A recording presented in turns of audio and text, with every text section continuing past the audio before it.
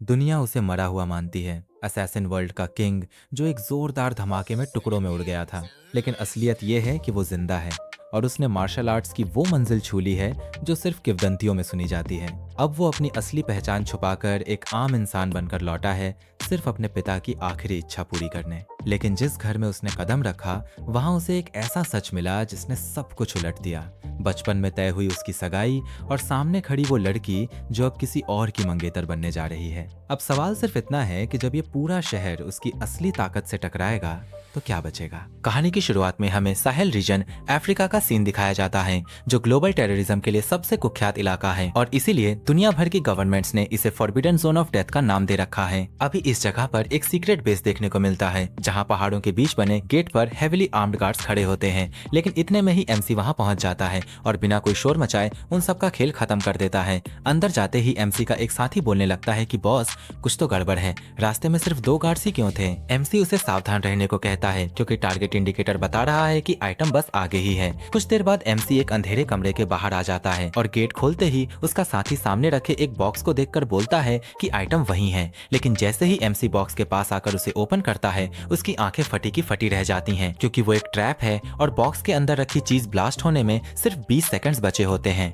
MC चिल्लाते हुए और दौड़ते हुए बोलता है कि red wolf run. Red wolf जवाब देता है कि बॉस, आप पहले जाओ। और इतना कहते ही एमसी जैसे ही कमरे से बाहर जाता है, वो वहीं रुककर गेट को बंद करने लगता है। एमसी चिल्लाता है कि तुम क्या कर रहे हो, जल्दी निकलो। लेकिन रेड वुल्फ कहता है कि बॉस, जल्दी चले जाइए वरना हम दोनों में से कोई नहीं बचेगा। और इतना कहते ही वो गेट को लॉक कर देता है। ठीक उसी वक्त टाइमर खत्म हो जाता है और देखते ही देखते एक जोरदार धमाका होता है। ये घटना डार्क वेब पर तेजी से फैलने लगती है और ब्रेकिंग न्यूज आती है कि वुल्फ ऑर्गेनाइजेशन का लीडर वुल्फ किंग एक छोटे से अफ्रीकन कंट्री में अपने मिशन में फेल हो गया और एक्सप्लोसिव्स डेटोनेट होने से उसकी बॉडी टुकड़ों में उड़ गई। लोग कमेंट्स कर रहे होते हैं कि क्या वुल्फ किंग, जो असैसिन वर्ल्ड में किंग ऑफ असैसिन्स के रूप में पूजा जाता है, वो सच में मर गया। वो तो एक एस रैंक असैसिन है, globally recognised pinnacle of combat power. उसने आखिर कैसा मिशन कर लिया। कितना अफसोस की बात है, अब वुल्फ ऑर्गेनाइजेशन शायद पूरी तरह केओस में आ जाएगा। लेकिन सीन चेंज होता है और पता चलता है कि एमसी अभी भी जिंदा है। वो पहाड़ों के पीछे निकलता है और सोचता है कि वो वुल्फ किंग है, जिसे असैसिन वर्ल्ड ने अनप्रेसिडेंटेड किंग ऑफ असैसिन्स माना है। लेकिन इस ऑपरेशन में उसे एक एक्सीडेंट का सामना करना पड़ा। उसका साथी रेड वुल्फ ने उसे बचाने के लिए अपनी जान कुर्बान कर दी, जिससे वो बच गया। और इस बैटल में बुरी तरह घायल होने के बाद अपनी मेरिडियंस की रिपेयर और रिकंस्ट्रक्शन के दौरान उसने अपनी लिमिट्स को तोड़ दिया, अपनी सभी मेरिडियंस को कनेक्ट कर लिया और सच में लेजेंडरी मार्शल आर्ट्स रियल्म यानी ट्रांसफॉर्मेशन रियल्म को अचीव कर लिया। फिर भी अब वो सिर्फ एक ऑर्डिनरी इंसान की जिंदगी जीना चाहता है। अब वो एरोगेंट नहीं रहा, अपना एज छिपाकर मॉर्टल वर्ल्ड में 1000 साल पुराने कछुए की तरह छिप गया है। लेकिन उसके दिल में अभी भी एक बात कांटे की तरह चुभती है, जिसे वो कभी भूल नहीं सकता और उसे पूरा करना ही है। सीन दोबारा चेंज होता है और एमसी को स्टेशन के बाहर निकलते हुए दिखाया जाता है, जहां से अभी निकलने के बाद वो सीधा एक टैक्सी के पास आता है और ड्राइवर से बोलता है कि ड्राइवर, नो 33 विशान टियान्युआन। ड्राइवर मुस्कुराते हुए बोलता है कि ऑलराइट, गेट इन। और ड्राइव करते हुए एमसी से पूछता है कि यंग मैन, आपके एक्सेंट से लग रहा है कि आप यहाँ के नहीं हैं, क्या वुलिंग में रिलेटिव से मिलने आ रहे हैं। एमसी बोलता है कि आप ऐसा कह सकते हैं, जिस पर ड्राइवर बोलता है कि फेंग फैमिली के साथ टाइज क्लेम करना इतना आसान नहीं है। कुछ देर बाद वे लोग एक आलीशान घर के सामने रुक जाते हैं और ड्राइवर बोलता है कि हम पहुंच गए, कोई जल्दी नहीं, मैं यहीं वेट करूंगा, आप राउंड ट्रिप का किराया एक साथ दे देना। एमसी पूछता है कि आपका मतलब क्या है, तो वो बोलता है कि थोड़ी देर में पता चल जाएगा। तो अभी एमसी कार से उतरता है और सामने देखते हुए बोलता है कि लगता है आज फेंग फैमिली का कोई जॉयस ओकेजन है। तभी पीछे से ड्राइवर बोलता है कि आज फेंग फैमिली के लिए एक बहुत बड़ा दिन है, इतने फटे पुराने कपड़े पहनकर तुम साफ दिखाई दे रहे हो कि तुम फेंग्स के साथ सोशल लैडर चढ़ने आए हो। अगर तुम फेंग फैमिली के गेट्स के अंदर भी जा पाए तो मैं होंगशन के चारों ओर नहाकर दौड़ूंगा। एमसी अभी प्रवेश द्वार के सामने आकर गेट के ऊपर लिखे शब्दों को पढ़ने लगता है, जहाँ फेंग निवास लिखा हुआ था। एमसी मन में बोलता है कि मुझे जितनी जल्दी हो सके अपने पिता की आखिरी इच्छा पूरी करनी है और फिर उस पुरानी घटना की जांच करनी है। एमसी ये सोच ही रहा था कि इतने में 2 गार्ड उसे रोकते हुए सीधा निमंत्रण पत्र दिखाने के लिए कहते हैं, जिस पर एमसी पूछता है कि कैसा निमंत्रण।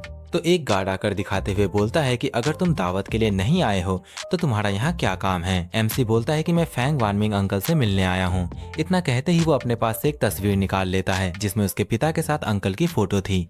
गार्ड तस्वीर को देखते हुए बोलता है कि शक्ल में तो बिल्कुल मिलते जुलते हो। एमसी अभी अपने पास से एक छोटा सा डिब्बा निकालते हुए बोलता है कि अंकल, मेरे पिता का ये मेडल देख लेंगे तो वो मेरी पहचान खुद समझ जाएंगे। तो गार्ड बड़े ध्यान से उसे लेते हुए बोलता है कि कृपया एक पल रुकिए, हम तुरंत मालिक को सूचित कर देंगे। कुछ देर बाद हवेली के अंदर का दृश्य दिखाया जाता है, जहाँ सभी प्रतिष्ठित लोग बैठकर खाना खा रहे होते हैं और बातें कर रहे होते हैं कि ऐसा लगता है जैसे कल ही यून अपना बैग लेकर स्कूल जाती थी और अब उसकी सगाई और शादी हो रही है।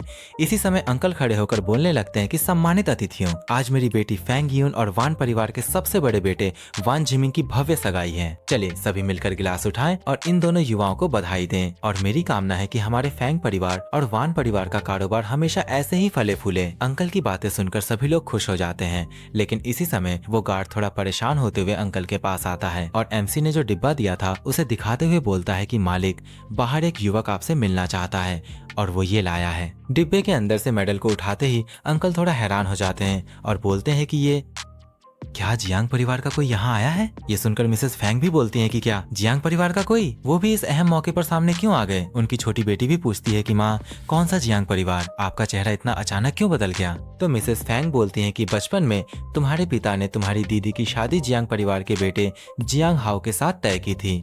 तो अभी छोटी बेटी हैरान होते हुए दादाजी से बोलती है कि दादाजी, अगर बाहर आया शख्स सच में जियांग परिवार का बेटा है तो आपको दीदी का साथ देना होगा, आप उसे किसी अनजान शख्स से शादी नहीं करने दे सकते। दादाजी बोलते हैं कि ठीक है, अभी घबराओ मत, वान मिंग तुम जाकर पहले देख लो। अंकल यहाँ से जाते हुए बोलते हैं कि तुम सब यहीं रुको और वान परिवार का ख्याल रखो, मैं जाकर उस मेहमान से मिलता हूँ। कुछ देर बाद अंकल एमसी के पास आते हैं और बोलते हैं कि हाउजी, सच में तुम ही हो, मैं इन सालों में तुम लोगों को खूब ढूंढता रहा। अंकल की बातें सुनकर एमसी भी थोड़ा खुश होते हुए बोलता है कि अंकल, मुझे आने में देर हो गई, मैंने आपको परेशान कर दिया। देखते ही देखते अंकल एमसी को गले लगा लेते हैं और बोलते हैं कि आखिरी बार मिले हुए कितने साल हो गए और तुम अब एक जवान इंसान बन गए हो। वैसे तुम्हारे पिताजी ठीक तो हैं? वो क्यों नहीं आए? तो एमसी जवाब देता है कि मेरे पिताजी 10 साल पहले अपनी पुरानी चोटों की वजह से चल बसे। ये बात सुनने के बाद अंकल फैंग को जोरदार झटका लगता है और वो थोड़ा अपराध महसूस करते हुए कहते हैं कि ये सब मेरी ही गलती है। अगर उस वक्त उन्होंने मुझे बचाने के लिए अपनी जान जोखिम में न डाली होती तो उन्हें चोट ना आती। और हाउजी, तुमने इन पिछले कुछ सालों में बहुत तकलीफें झेली हैं। एमसी उन्हें थोड़ा तसल्ली देते हुए कहता है कि सब ठीक है, ये सब बीता हुआ कल है। वैसे अंकल फैंग, मैं इस बार अपने पिता की आखिरी इच्छा पूरी करने आया हूँ। उन्होंने मुझे आज आपसे मिलने को कहा था और कहा था कि आपसे मिलते ही सब कुछ साफ हो जाएगा। अंकल फैंग कहते हैं कि तुम्हारे पिता की आखिरी इच्छा मैं समझता हूँ।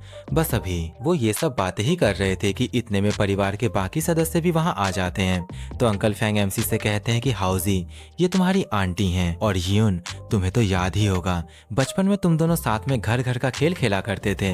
एमसी भी थोड़ा उत्साहित होते हुए कहता है कि दीदी यून, हमें मिले हुए कितने साल हो गए, आप इतनी बदल गई हैं कि मैं तो पहचान ही नहीं पाया। आगे औपचारिकता पूरी करने के लिए यून कहती है कि नमस्ते, मेरी बचपन की यादें भी थोड़ी धुंधली हैं। लेकिन अभी छोटी बेटी गुस्से के साथ एमसी से बोलती है कि 10 साल बाद दिखाई दे रहे हो, वो भी आज ही के दिन। बताओ आज यहाँ किस मतलब से आए हो? तभी हॉमिंग भी बोलने लगता है कि पूछने की क्या जरूरत है, जाहिर है मेरी दीदी के लिए ही आया है, फैंग परिवार की सामाजिक सीढ़ी चढ़ने के लिए। मैं तुम्हें बता दूं, सपने देखना छोड़ दो, मेरी दीदी की सगाई वान परिवार के युवा मुखिया से तय हो चुकी है। अंकल फैंग गुस्से से फट पड़ते हैं और कहते हैं कि हॉमिंग, अपना मुंह बंद रखो। एमसी पूछता है कि अंकल फैंग, आखिर मामला क्या है? मैं तो इस बार अपने पिता की आखिरी इच्छा के लिए आया हूँ। यून भी पूछती है कि पापा क्या हो रहा है? तो अंकल फैंग थोड़ा परेशान होते हुए बोलने लगते हैं कि बचपन में तुम्हारे पिता और मैंने तुम्हारी और यून की सगाई तय की थी, यही तुम्हारे पिता की आखिरी इच्छा है। अंकल फैंग की ये बात सुनने के बाद यून और एमसी दोनों ही हैरान रह जाते हैं और एक साथ बोल उठते हैं कि क्या बचपन की सगाई? अंकल फैंग बोलने लगते हैं कि बिल्कुल सही, ये वो समझौता है जो मैंने अतीत में तुम्हारे पिता से किया था, इसे एक वादे की तरह समझो। एमसी भी चुपचाप खड़ा होकर मन में सोचने लगता है कि तो मेरे पिता की आखिरी इच्छा ये बचपन की सगाई थी? नहीं, एक बार मार्शल वर्ल्ड में कदम रखने के बाद ये समुद्र जितना गहरा हो जाता है, अब शादी करने से मैं खुद का और दूसरों का ही नुकसान करूंगा। इतना सोचते ही वो कहने लगता है कि अंकल फैंग, अगर ये मेरे पिता की आखिरी इच्छा है तो मैं इस शादी को रद्द करना चाहता हूँ। हॉमिंग गुस्से से बोलता है कि पाखंडी, तुम आज यहाँ इसलिए दौड़े चले आए क्योंकि तुम्हें पता चला कि मेरी दीदी और वान परिवार के युवा मुखिया की सगाई हो रही है ना? छोटी बेटी भी बोलती है कि बिल्कुल सही, तुम बस हमारे परिवार की सीढ़ी चढ़ने से डर रहे हो। और अंकल फेंग अपने बेटे और बेटी की बात सुनकर हैरान रह जाते हैं कि क्या। तो हाओमिंग दोबारा से बोलता है कि ये सिर्फ एक भिखारी है, मेरे साले बनने का इसमें क्या हक है। अंकल गुस्सा हो जाते हैं और कहते हैं कि बदतमीज, तुरंत हाउजी से माफी मांगो वरना देखो मैं तुम्हें कैसे सबक सिखाता हूँ। और इतना बोलते ही वो हाओमिंग को मारने के लिए हाथ उठाते हैं। हाओमिंग चिल्लाते हुए बोलता है कि पापा मारो तो मुझे मारो, अगर तुम्हारे पास अपनी बेटी की शादी एक भिखारी से करने का हिम्मत है तो मुझे पीट पीट कर मार डालो। इसी समय हाओमिंग के सामने यियून आ जाती है और रोते हुए बोलती है कि पापा क्या आप सच में वान परिवार के साथ मेरी सगाई रद्द करके मुझे जियांग हाउ से शादी करने पर मजबूर करना चाहते हैं। अंकल वो गुस्से के साथ यियून से बोलते हैं कि बिल्कुल सही, तुम्हारी शादी हाउजी से 20 साल पहले तय हो गई थी, इसे बदला नहीं जा सकता। यियून आंसू बहाते हुए दोबारा बोलती है कि तो अपनी बेटी की खुशी को अपनी स्वार्थी प्रतिज्ञा के लिए कुर्बान कर देंगे, आप पिता कहलाने के लायक नहीं है। इतना बोलने के साथ ही वो दौड़कर वहां से जाने लगती है। अंकल फैंग एमसी से बोलते हैं कि हाउजी तुम अभी यहाँ रुको, अच्छे से नहा लो और थोड़ा आराम कर लो। एमसी कहता है कि अंकल फैंग मुझे अभी भी लगता है। तो अंकल बोलते हैं कि मेरी बात मानो, मैं सब कुछ सुलझा दूंगा। अंकल की इतना बोलने के साथ ही सीन चेंज होता है। अभी रात के समय का सीन दिखाया जाता है। एमसी अपने कमरे में बैठे बैठे मेडिटेशन कर रहा होता है। उसकी बॉडी से गोल्डन कलर की ऑरा निकल रहा होता है और वो अभी मन में बोलने लगते हैं कि अभी मैं ट्रांसफॉर्मेशन रियल में कदम रखने वाला हूँ। एमसी मेडिटेट करते हुए नीचे ग्रैंडपा और अंकल फैंग जो कुछ भी बातें कर रहे होते हैं वो सब कुछ सुन पा रहे होते हैं। ग्रैंडपा पूछते हैं कि वान मिंग क्या तुम सच में यियून की शादी जियांग हाउ से करने पर अड़े हो? तो अंकल फैंग बोलते हैं कि हाँ, हाउजी के पिता की मृत्यु मेरी वजह से हुई थी। अगर उन्होंने अतीत में मुझे बचाने के लिए खुद को बुरी तरह घायल न किया होता तो उनका परिवार बर्बाद न होता और आज फैंग परिवार का ये वैभव भी न होता। पापा अगर मैं अपना वादा तोड़कर सगाई रद्द कर दूं तो क्या मैं इंसान कहलाने के लायक रहूंगा? तो ग्रैंडपा बोलते हैं कि ऐसा करके तुम अपना पुराना वादा तो निभा रहे हो लेकिन तुम यियून को तकलीफ दे रहे हो। तो अंकल फैंग थोड़ा परेशान होता हुआ बोलते हैं कि यियून मेरी बेटी है, वो भविष्य में अपने पिता की मजबूरियां जरूर समझ लेगी। ग्रैंडपा बोलते हैं कि अभी वुलिंग सिटी में हर कोई हमारे फैंग और वान परिवार के बीच हुई शादी के गठजोड़ के बारे में जानता है। अब सगाई रद्द करने से निश्चित रूप से वान परिवार का गुस्सा भड़क जाएगा। तो अंकल फैंग बोलते हैं कि मैं इससे निपटने का कोई रास्ता निकाल लूंगा।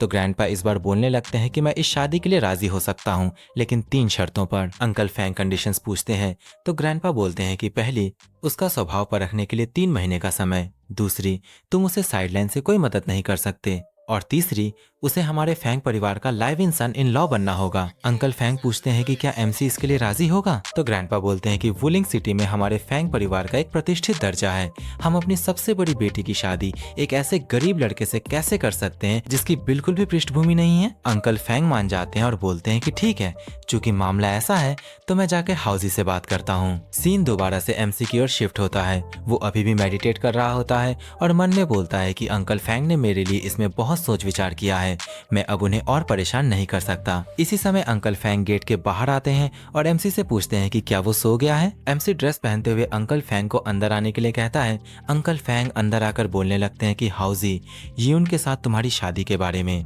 एमसी कहता है कि अंकल फैंग मैं आपको परेशान नहीं करूंगा, आप जो कहेंगे मैं मान लूंगा। तो अंकल फैंग बोलते हैं कि सच में हाउजी क्या तुम फैंग परिवार में live in son in law बनने के लिए तैयार हो? एमसी भी इसके लिए मान जाता है। तो अंकल फैंग एमसी को पकड़कर उसे माफी मांगते हैं। एमसी बोलता है कि आप बहुत ज्यादा गंभीर हो रहे हैं। अंकल फैंग बोलते हैं कि ठीक है, अच्छे से आराम करो, मैं जाकर बाकी इंतजाम करता हूँ। इतना बोलने के साथ ही वो वहां से जाने लगते हैं। एमसी मन में सोचता है कि अंकल फैंग को परेशान न करने के लिए मुझे अभी इसके लिए राजी होना ही होगा। रह रही बात 3 महीने बाद की, तब तक मैं ये शहर छोड़कर जा चुका होऊंगा। सीन दोबारा से चेंज होता है और हमें वान फैमिली की ओर का सीन दिखाया जाता है। वान गुओफेंग अभी चिल्लाते हुए बोलने लगते हैं कि क्या सगाई रद्द करना? सगाई समारोह में तो बस 3 दिन बाकी हैं, तो मेरे साथ मजाक तो नहीं कर रहे हो? उनके सामने अभी अंकल फैंग खड़े थे। वो बोलने लगते हैं कि मुझे उम्मीद है कि भाई वान मेरी मजबूरी समझेंगे। आखिरकार पहले एक वादा किया गया था, आप नहीं चाहेंगे कि मैं अपना वादा तोड़ने वाला और न्याय को छोड़ने वाला इंसान बनूं, है ना? तो वान गुओफेंग बोलते हैं कि तो तुम मेरे वान परिवार का मजाक बनाकर हमें पूरी वुलिंग सिटी में हंसी का पात्र बनाना चाहते हो? अंकल फैंग रिप्लाई देते हैं कि चूंकि बात यहाँ तक आ ही गई है तो अपनी माफी के तौर पर फैन ग्रुप एंगसिन डिस्ट्रिक्ट प्रोजेक्ट से अपना नाम वापस ले लेगा। वान गुओफेंग और भी गुस्सा हो जाता है और कहता है कि क्या तुम मेरे वान परिवार को 3 साल का बच्चा समझते हो? थप्पड़ मारकर फिर मीठा देने का नाटक? मेरा वान परिवार इसे ऐसे ही नहीं छोड़ेगा, हम निश्चित रूप से तुम्हारे फैंग परिवार से इसकी कीमत चुकवाएंगे। इतना बोलने के साथ ही वो अभी वहाँ से जाने लगते लगते हैं और पीछे अंकल फैंग बोलते हैं कि मेहमान को विदा करो। सीन दोबारा से शिफ्ट होता है। इस बार हमें एक साइबर कैफे का सीन दिखाया जाता है और एमसी भी यहाँ आ गया होता है। वो अभी एक कंप्यूटर में कुछ सर्च करने लगता है। वो अभी एक पर्सन को देखते हुए मन में बोलने लगता है कि ये एक S rank martial arts grand master है, इसकी कीमत इतनी ही है, लेकिन इसका पीछा क्यों किया जा रहा है। वो और अभी सीक्रेट न्यूज को देखने लगता है और मन में सोचने लगता है कि तो यही बात है, पैन युनबाई में बुराई के प्रति गहरी नफरत है, सच में मेरे मास्टर के करीबी दोस्त होने के लायक हैं। इसी समय उसकी नजर एक और न्यूज पर पड़ती है और वो शॉक हो जाता है। न्यूज पर लिखा था कि वुल्फ ऑर्गेनाइजेशन का लीडर वुल्फ किंग मारा जा चुका है। वुल्फ ऑर्गेनाइजेशन का नंबर 4 फिगर सीरियस अब भेड़ियों का नया अगुआ बन गया है। एमसी अभी उस दिन हुए हादसे के बारे में सोचने लगता है और गुस्से के साथ बोलने लगता है कि आखिर मामला क्या है। मेरी मौत के बाद नंबर 2 फिगर लोन वुल्फ को ही मेरा उत्तराधिकारी बनना चाहिए था। सीरियस वो मिशन जरूर किसी ने साजिश रचकर फंसाया था। मैं देखना चाहता हूँ कि वुल्फ ऑर्गेनाइजेशन में गद्दार कौन है। तसल्ली रखो रेड वुल्फ, मैं निश्चित रूप से सच्चाई पता लगाकर तुम्हारा बदला लूंगा। सीन कुछ समय बाद का दिखाया जाता है। एमसी इंटरनेट कैफे से बाहर आ गया होता है, लेकिन इसी समय एक वैन कार भी एमसी के बिल्कुल सामने आकर रुकती है। कार में से 2 लड़के बाहर आते हैं। उनमें से एक लड़का एमसी से बोलता है कि दोस्त, हमारा एक एहसान कर लो और हमारे साथ चलो। इतना बोलने के साथ ही वे दोनों यहाँ नाइफ को भी निकाल लिया होते हैं। एक लड़का एमसी को दांत पीसते हुए बोलने लगता है कि बच्चे, अगर तुमने दोबारा विरोध करने की हिम्मत की तो मैं तुम्हारे पेट में सफेद धार डालकर लाल धार बाहर निकालूंगा। एमसी भी मन में सोचने लगता है कि लगता है ये बस आम थग्स हैं, मैं इस तरह अपनी पहचान जाहिर नहीं कर सकता, पहले देखते हैं ये क्या करना चाहते हैं। इतना सोचते ही एमसी अपने हाथ को ऊपर की ओर उठा लेता है और बोलता है कि तुम दोनों बात से सुलझा लो, हिंसा का इस्तेमाल मत करो। तो वे दोनों एमसी को कार के अंदर बैठने के लिए बोलते हैं। एमसी यहाँ कार के अंदर एक लड़की को भी देखता है जिसके हाथ पैर और मुंह बंधा हुआ था। एमसी अभी इन लोगों से बोलता है कि दोस्तों, अगर तुम मुझे लूट रहे हो तो मेरे पास तो बस पॉकेट में 300 बक्स ही हैं, मैं वो सब तुम्हें दे सकता हूँ। तो पीछे वाला लड़का चिल्लाते हुए एमसी से बोलता है कि चुप रहो, कोई चालाकी मत करो, हम तुम्हें 300 बक्स के लिए नहीं उठा रहे हैं। तो अभी एमसी उससे पूछता है कि अगर पैसे के लिए नहीं तो तुम मुझे क्यों उठा रहे हो। तो इस बार सामने वाला गुस्से के साथ बोलता है कि इतने सवाल मत पूछो, वहां पहुंचकर पता चल जाएगा, काम खत्म होने के बाद हम तुम्हें एक बड़ी रकम भी देंगे। सीन अभी दोबारा से चेंज होता है। अभी किसी एक और फैमिली की ओर का सीन दिखाया जाता है। फैमिली के अंदर सभी के सभी फैमिली मेंबर परेशान होकर बैठे थे। इसी समय एक पर्सन यहाँ दौड़ते हुए आता है। फैमिली का ओल्ड पर्सन उससे पूछता है कि फैंगर, तुम्हें पता चला कि याओ याओ को किसने किडनैप किया है। तो वो पर्सन बोलता है कि मैंने कानून के दोनों तरफ अपने सभी दोस्तों से पूछ लिया, लेकिन किसी को कुछ नहीं पता। तो ओल्ड पर्सन दोबारा से बोलता है कि हमें दोनों के लिए तैयार रहना होगा, हमें किडनैपर्स को खोजना होगा और रैंसम का इंतजाम तुरंत करना होगा। तो इस समय साइड से एक मोटा बोलता है कि पापा, कंपनी के कई बड़े प्रोजेक्ट्स अभी अपने आखिरी पड़ाव पर हैं, हमारे पास किताबों में 500 मिलियन बिल्कुल नहीं है। मोटा की बात सुनकर उसका एक भाई शॉक होता हुआ बोलता है, जो तुमने कहा वो बहुत गैर जिम्मेदाराना है। बड़े भाई, अगर मेरी बेटी याओ याओ किडनैप होती, तुम्हारा बेटा जिनफेंग होता, तब भी तुम यही कहते। तो मोटा बोलता है कि अगर जिनफेंग किडनैप होता तब भी मैं बिल्कुल यही करता। दोनों को इसी तरीके से बहस करते हुए देखने के बाद फैमिली हेड चिल्लाकर उठता है कि बस तुम सब 500 मिलियन इकट्ठा करने का रास्ता निकालो, पैसा तो बस दुनियावी दौलत है, अगर वो चली गई तो सच में चली गई। सीन दोबारा से चेंज होता है। उस मिनी वैन कार को अब एक वेयरहाउस के अंदर घुसते हुए दिखाया जाता है। वे लोग कार के अंदर से एमसी और वही लड़की जिसका नाम याओ याओ होता है उसको बाहर निकाल लेते हैं। एक टकला आके अब याओ याओ के मुंह से कपड़ा हटा देता है और ऐसा करते ही याओ याओ चिल्लाने लगती है, बचाओ बचाओ, मेरा किडनैप हो गया है। इसी समय साइड से एक लड़का याओ याओ की ओर आते हुए बोलता है, कमीनी लड़की, अगर तुम ऐसे ही चिल्लाती रही तो मैं अभी तुम्हारे कपड़े उतार दूंगा, तुम्हारा रेप करूंगा और फिर तुम्हें जान से मार दूंगा। याओ याओ डर जाती है, बोलने लगती है, मेरे पास मत आना, अगर तुमने कुछ भी करने की हिम्मत की तो मैं अपनी जीभ काट लूंगी और अभी खुदकुशी कर लूंगी। तो वो लड़का याओ याओ से बोलता है, हमें तब बहुत मजा आता है जब वे हिलते डुलते नहीं हैं, हम उनके साथ जो चाहे वो कर सकते हैं। इसी समय टकला उस लड़के को बोलता है, ये बकवास बंद करो और सीधे काम की बात पर आओ। वो लड़का भी थोड़ा खुश होते हुए बोलता है, समझ गया बॉस, मेरी वीडियो शूटिंग स्किल्स एकदम टॉप नॉच हैं। देखते ही देखते वे लोग कैमरा लेकर रेडी हो जाते हैं। याओ याओ भी परेशान होते हुए पूछती है, तुम लोग क्या फिल्म करने जा रहे हो? तुम एक मर्डर वीडियो फिल्म करना चाहते हो ताकि जिन फैमिली को डराकर उनसे फिरौती की रकम ली जा सके। याओ याओ की बात सुनकर टकला मुस्कुराते हुए बोलता है, तुम काफी स्मार्ट हो कमीनी लड़की। तो याओ याओ बोलती है, तुम लोग सिर्फ जानवर हो, ये बहुत क्रूर है। एमसी भी बोलने लगता है, क्या तुमने नहीं कहा था कि ये काम होने के बाद तुम मुझे मोटी रकम दोगे? तुम अपनी बात से पीछे क्यों हट रहे हो? तो एक लौंडा नाइफ को लेकर एमसी के पेट के पास ले जाते हुए बोलता है, चिंता मत करो, एक बार जब तुम मर जाओगे तो हम तुम्हारे लिए भारी मात्रा में नर्क के पैसे जरूर जलाएंगे। हा हा हा। माहौल अब पूरी तरह टेंस हो जाता है। इसी बीच याओ याओ चिल्लाते हुए एमसी से बोलती है, जल्दी करो और रहम की भीख मांगो, वरना ये तुम्हें सच में मार डालेंगे। लौंडा भी बोलने लगता है, तुम सच में डरे हुए नहीं हो? मैं एक असली मर्द के रूप में तुम्हारी रिस्पेक्ट करता हूँ। मैं तुम्हारे आखिरी शब्द आगे पहुंचाने में तुम्हारी हेल्प कर सकता हूँ, लेकिन ये फ्री नहीं होगा। तुम्हें मुझे अपने सारे पैसे देने होंगे। एमसी थोड़ा ऊंची आवाज में बोलता है, मैं मारने का सहारा नहीं लेना चाहता था। तुम लोग खुद मौत को दावत क्यों दे रहे हो? तो वो लौंडा हंसते हुए बाकियों से बोलने लगता है, क्या ये बंदा पूरी तरह से इडियट है? मौत के दरवाजे पर खड़े होकर बेशर्मी से डींगे हाँक रहा है। एमसी बोलता है, मैं एग्री करता हूँ। लौंडा पूछता है, तुम किस बात से एग्री करते हो? एमसी बोलता है, आखिरी शब्दों की फीस से, सिवाय इसके कि तुम मुझे पे करोगे। लौंडा थोड़ा ढीला पड़ते हुए बोलता है, ये इतना स्टूपिड है कि मेरा इसे मारने का दिल भी नहीं कर रहा। तो साइड से एक और आदमी बोलता है, तो फिर मुझे करने दो। इतना बोलने के साथ ही वो आदमी अपना बड़ा सा छुरा लेकर सीधा एमसी की ओर ही दौड़कर आने लगता है। देखते ही देखते वो एमसी के ऊपर अटैक भी कर देता है। लेकिन अब कुछ देर तक कुछ न होता हुआ देखने के बाद याओ याओ धीरे धीरे एमसी की ओर देखती है। एमसी अब किस तरह अपने हाथों को खोल चुका होता है और काफी जोरदार एक मुक्का उस आदमी के चेहरे पे मार देता है। अब वही पहले वाला लौंडा उसके पास जाकर देखते हुए और थोड़ा शॉक्ड होते हुए बोलता है, बॉस, दूसरा भाई मर गया। इतना बोलने के साथ ही वो अब अपने पास से गन बाहर की ओर निकाल लेता है और एमसी से बोलता है, मैं तुम्हें गोली मार दूंगा। तो अब एमसी अपने रिफ्लेक्स का यूज करके जमीन से एक लोहे के पाइप को हवा में उछाल लेता है और जोरदार एक लात मारकर सीधे उस लौंडे के हाथ में घोंप देता है। इसी बीच टकला अपने साथ और 2 आदमी लेकर और गन पकड़कर एमसी की तरफ ही आने लगता है। टकला तो अब फायर भी कर देता है, लेकिन एमसी ब्रूस ली की तरह गोलियों को डॉज करके सीधा उन लोगों की ओर ही वार करने लगता है। एमसी टकले के आंखों के सामने ही एक एक करके दोनों को मार देता है। टकला डरते हुए पूछता है, कौन? तुम सच में कौन हो? एमसी अचानक से उसके पीछे आ जाता है और उसके कान में धीरे से बोलता है, मेरा नाम तुम जानने के लायक नहीं हो। इतना बोलने के साथ ही वो उस टकले के सिर को पकड़कर सीधा जमीन में दे मारता है और उसे यहीं पे खत्म कर देता है। एमसी उसके पास से सारे पैसे ले लेता है और बोलता है, ओह, मैंने सिर्फ आखिरी शब्दों की फीस कलेक्ट की, पर उनसे पूछना ही भूल गया। इसी समय याओ याओ एमसी से कुछ बोलती है। एमसी एक नाइफ को उसकी ओर फेंक देता है, जो कि सीधा जाकर याओ याओ के हाथ की रस्सी को काट देता है। याओ याओ एमसी को थैंक्स बोलती है, लेकिन एमसी यहाँ से जाते हुए बोलता है, मुझे थैंक्स कहने की कोई नीड नहीं है, किसी को मत बताना कि मैं यहाँ था। सीन दोबारा से चेंज होता है। इसी जगह पे काफी सारे पुलिस भी आ गए होते हैं। याओ याओ के पास जिन फैमिली हेड और उसके पिता आते हैं, याओ याओ दौड़कर ग्रैंडपा कहकर हेड के गले लग जाती है।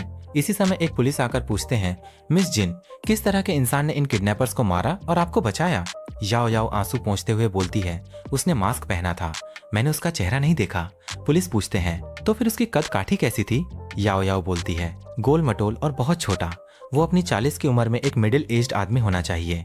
कुछ देर बाद जिन फैमिली की ओर का सीन दिखाया जाता है, फैमिली हेड अब याओ याओ से पूछते हैं, याओ याओ, मैंने तुम्हें बड़े होते देखा है, मैं तुम्हारे स्वभाव और पर्सनालिटी को सबसे अच्छी तरह जानता हूँ। तुमने आज पुलिस से झूठ बोला है ना? तो याओ याओ बोलती है, मैंने एक्चुअली अपने बचाने वाले का चेहरा देखा था, लेकिन उसने मुझे बचाया है। मैं दुश्मनी के साथ उसकी नेकी का बदला नहीं चुका सकती और उसे धोखा नहीं दे सकती। तो हेड बोलते हैं, ये नेचुरली गुड है कि तुम अपने प्रॉमिस पूरे करती हो और जानती हो कि किसी की नेकी का बदला कैसे चुकाना है, लेकिन ग्रैंडपा को तुम्हें ये याद दिलाने की भी नीड है। हमारी जिन फैमिली एक प्रेस्टिजियस फैमिली है। ये अभी भी अनक्लियर है कि उस रक्षक ने तुम्हें विशुद्ध रूप से एक कोइंसिडेंस के कारण बचाया या उसके कुछ छिपे हुए इरादे हैं। याओ याओ बोलती है, मैं समझती हूँ। तो हेड बोलते हैं, आज तुम बहुत बुरी तरह डर गई हो, अपने कमरे में वापस जाओ और जल्दी रेस्ट करो। सीन दोबारा से चेंज होता है। कुछ देर बाद याओ याओ अपने कमरे में आती है और थोड़ा परेशान होती हुई सोचती है, क्या मुझे बचाने के पीछे सच में उसका कोई छिपा हुआ इरादा था? इसी समय एक और पर्सन को दिखाया जाता है। वो अभी हेड के पास खड़ा होता है। हेड थोड़ा गंभीर आवाज में बोलने लगते हैं, कल से तुम याओ याओ की सेफ्टी की प्रोटेक्शन के लिए रिस्पॉन्सिबल होगे। दोबारा एक भी मिस्टेक नहीं होनी चाहिए। तो वो पर्सन बोलता है, आप निश्चिंत रहें एल्डर जिन, क्या आपके पास कोई और ऑर्डर्स हैं? तो हेड बोलते हैं, सीक्रेटली इन्वेस्टिगेट करो कि वो एग्जैक्टली कौन था जिसने आज किडनैपर्स को मारा और याओ याओ को बचाया। जिन फैमिली के हेड के इतना बोलने के साथ ही सीन दोबारा से चेंज होता है और हमें अभी एमसी को दिखाया जाता है। वो lightness skill movement technique skimming shadow steps का यूज करके जल्दी से फैंग फैमिली में जाने लगता है, क्योंकि काफी रात हो चुकी थी। एमसी अभी जैसे ही गेट ओपन करके अंदर आता है, वो देखता है कि सारे फैमिली मेंबर्स गेट के पास ही उसके लिए वेट कर रहे हैं। इसी समय आगे से हाओमिंग चिल्लाते हुए बोलने लगता है, ग्रैंडपा, क्या आप जियांग हाओ को हमारी फैंग फैमिली को सीरियसली लेते हुए देख रहे हैं? उसने कल ही हमारे दरवाजे पर एंटर किया था और आज वो इतनी लेट वापस आने की डेयर कर रहा है। तो एमसी उससे पूछता है, क्या फैंग फैमिली के रूल्स रात में वापस आने का कोई टाइम स्टिपुलेट करते हैं? इस बात को सुनकर हाओमिंग और भी ज्यादा गुस्सा हो जाता है। इसी समय अंकल फैंग हाओमिंग को बोलने लगते हैं, भले ही हाउजी ने अभी तक तुम्हारी सिस्टर से मैरिज नहीं की है, फिर भी तुम्हें उसे ब्रदर कहना चाहिए। तुम इतने रूड कैसे हो सकते हो? तो अभी हाओमिंग एमसी की ओर उंगली करते हुए बोलता है, बिना किसी एजुकेशन और बिना किसी बैकग्राउंड वाला एक पुअर बॉय वो किस तरह से मेरा ब्रदर इन लॉ बनने के वर्थ है? ब्रदर जिमिंग के कंपैरिजन में ये ऐसा है जैसे एक जुगनू ब्राइट मून को आउटशाइन करने की कोशिश कर रहा हो। तुम्हें प्रोबेबली अभी तक पता नहीं है, ब्रदर जिमिंग के गॉडफादर वुलिंग सिटी के अंडरवर्ल्ड की लीडिंग अथॉरिटी हैं। हमारी फैंग फैमिली ने वान फैमिली को वुलिंग सिटी में एक जोक बना दिया है। क्या लॉर्ड लेई अपने गॉडसन को रिवेंज लेने में हेल्प नहीं करेंगे? तो अंकल फैंग थोड़ा टेंस होकर बोलते हैं, अंडरवर्ल्ड के रूमर्स ऑलमोस्ट सर्टेनली ट्रू हैं। तो अभी कोई और कुछ नहीं बोलता, सभी यहाँ से जाने लगते हैं। अंकल फैंग एमसी के कंधे पे हाथ रखते हुए उसे कहने लगते हैं, हाउजी इसे दिल पर मत लो, भले ही हाओमिंग जो कह रहा है वो ट्रू हो। अंकल फैंग तुम्हें स्लाइटेस्ट भी हार्म न होने देने के लिए अपना बेस्ट करेंगे। तो एमसी अपने ही अंदाज में बोलता है, थैंक यू अंकल फैंग आपकी गुड इंटेंशंस के लिए। मैं लॉर्ड लेई जैसे लोगों से नहीं डरता। अगर वे सच में ट्रबल ढूंढने की डेयर करते हैं तो मैं उन्हें रिग्रेट कराऊंगा। इसी समय ग्रैंडपा साइड से बोलते हैं, यंग लोगों को पता होना चाहिए कि कब एरोगेंट होना है। अगर तुम अपनी लाइफ लूज कर दोगे तो रिग्रेट के लिए कोई जगह नहीं बचेगी। आज की तरह लेट वापस आना दोबारा नहीं होना चाहिए। तो एमसी अपने कमरे की ओर जाते हुए बोलता है, अगर फैक्ट्स स्टेट करने को एरोगेंस कंसीडर किया जाता है तो मेरे पास कहने के लिए कुछ नहीं है। अंकल फैंग मैं पहले अपने रूम में वापस जाता हूँ। एमसी के यहाँ से जाते ही अंकल फैंग बोलते हैं, डैड हाउजी अभी यंग और प्राउड है, प्लीज इसे दिल पर मत लीजिए। तो ग्रैंडपा बोलते हैं, आई होप इस चाइल्ड का हमारी फैंग फैमिली में आना फैंग फैमिली के लिए कोई डिजास्टर न बन जाए। सीन दोबारा से चेंज होता है। अगले दिन का सीन दिखाया जाता है। एमसी अभी किसी और ही जगह पे आ गया होता है। एमसी अभी एक गेट के बाहर खड़े खड़े सोचने लगता है, कोई मिस्टेक नहीं है, ये वही जगह है जहाँ रेड वॉल्फ की फैमिली रहती थी। घर पर कोई क्यों नहीं है? इसी समय साइड से एक शॉप वाली आंटी एमसी से बोलने लगती हैं, यंग मैन तुम बहुत लेट आए हो। उनकी फैमिली 1 साल पहले ही यहाँ से मूव अवे कर गई। एमसी आंटी से पूछता है, क्या आप जानती हैं कि वे कहाँ मूव कर गए? तो आंटी बताती हैं, मुझे उसके बारे में नहीं पता, लेकिन पास ही में एक लड़की है जो उनकी फैमिली के काफी क्लोज थी, वो शायद जानती हो। बस बात यह है कि वो लड़की रिसेंटली हर 10 दिन या आधे महीने में सिर्फ एक बार वापस आ रही है। तो अभी एमसी उन्हें पैसा देते हुए बोलता है, इन दैट केस मैम जब वो लड़की घर पे हो तो प्लीज मुझे एक कॉल कर देना। आंटी भी मान जाती हैं। एमसी दोबारा से सोचने लगता है, रेड वॉल्फ की फैमिली इतनी मिस्टीरियसली क्यों मूव अवे कर गई? क्या ये माय रेड वॉल्फ और मुझ पे हुए अटैक से रिलेटेड हो सकता है? सीन दोबारा से चेंज होता है। एक आलिशान बिल्डिंग की ओर का सीन दिखाया जाता है। यहाँ एक कमरे के अंदर वान जिमिंग शांति से किसी दूसरी लड़की के साथ सो रहा होता है। इसी समय एक पर्सन उसको पुकारता है। वो अभी उठ के उस पर्सन के पास जाके पूछता है, क्या उस मामले में कोई न्यूज है जिसके बारे में मैंने तुम्हें पता लगाने के लिए कहा था? तो वो पर्सन बोलने लगता है, उस लड़के का नाम जियांग हाओ है। वो एक हाई स्कूल ड्रॉप आउट है। उसके फादर फैंग वानमिंग के फॉर्मर कॉमरेड इन आर्म्स थे। बीमारी और इंजरीज से उसके फादर की डेथ के बाद उसकी मदर चली गई और वो लड़का बिना किसी ट्रेस के गायब हो गया। रूमर है कि उसने इलीगली काम करने के लिए अब्रॉड स्मगलिंग कर ली थी। अब अचानक यहाँ अपीयर होने का मतलब है कि उसे मिस फैंग के साथ तुम्हारी एंगेजमेंट के बारे में पता चल गया होगा। इस बात को सुनने के बाद जिमिंग गुस्से से फूट पड़ता है और बोलता है, इस तरह का नीच कचरा एक मेंढक से भी बदतर है। वो एक कॉकरोच है, गंदगी का टुकड़ा है। इसी समय वो पर्सन पूछता है, यंग मास्टर वान कैसा रहेगा अगर मैं उसे चुपचाप खत्म कर दूं? तो वान जिमिंग बोलता है, बल का प्रयोग करने से पहले शांतिपूर्ण उपाय ट्राई करते हैं। मैं पहले यून से जाकर मिलना चाहता हूँ। कुछ देर बाद वान झिमिंग और यून को एक साथ दिखाया जाता है। यून चाय की चुस्की लेते हुए झिमिंग से पूछती है, ब्रदर झिमिंग क्या बात है जिसके लिए तुमने आज मुझे बाहर बुलाया है? तो झिमिंग बोलने लगता है, क्या तुम सच में अपने डैड के अरेंजमेंट की बात मानकर उस गरीब स्ट्रेंजर से मैरी करने जा रही हो? यून बोलती है, जियांग हाओ के फादर ने मेरे डैड को बचाने के लिए अपनी जान दे दी थी। हमारी फैंग फैमिली पर जियांग फैमिली का यह कर्ज है। तो झिमिंग बोलता है, यून चलो भाग चलते हैं, एक बार जब सब कुछ हो जाएगा तो हम वापस आ सकते हैं। तो यून थोड़ा परेशान होती हुई बोलती है, नो इससे मेरे डैड अनराइटियस लगेंगे। मेरे डैड प्रॉमिस को सबसे ज्यादा वैल्यू देते हैं, ये उन्हें जान से मारने के बराबर होगा। झिमिंग भी गुस्से के साथ बोलता है, तो फैंग फैमिली द्वारा मेरी वान फैमिली के साथ एंगेजमेंट तोड़े जाने के बाद क्या मैं पूरे वुलिंग में सबसे बड़ा जोक नहीं बन जाऊंगा? मुझे बताओ इसकी भरपाई कौन करेगा? यून माफी मांगने लगती है, ब्रदर झिमिंग मैं अपने डैड की तरफ से आपसे अपोलोजाइज करती हूँ। और इसके साथ ही वो रोती हुई यहाँ से जाने लगती है, ये कहते हुए कि हमारा रिलेशनशिप यहीं एंड होता है, तुम्हें भी रियलिटी एक्सेप्ट कर लेनी चाहिए। यून के यहाँ से जाते ही झिमिंग अभी फोन मिलाता है और फोन के दूसरी ओर के पर्सन को कहता है, क्यांगजी प्लान बी एग्जीक्यूट करो। सीन दोबारा से चेंज होता है और इस बार एमसी को दिखाया जाता है। वो आंटी एमसी को कॉल पे बोलती हैं, यंग मैन जल्दी आओ, वो लड़की वापस आ गई है। तो एमसी बिना किसी देरी किए जाने लगता है। इसी समय अंकल फेंग एमसी को कहीं पे जाते देख पूछते हैं, हाउजी क्या तुम बाहर जा रहे हो?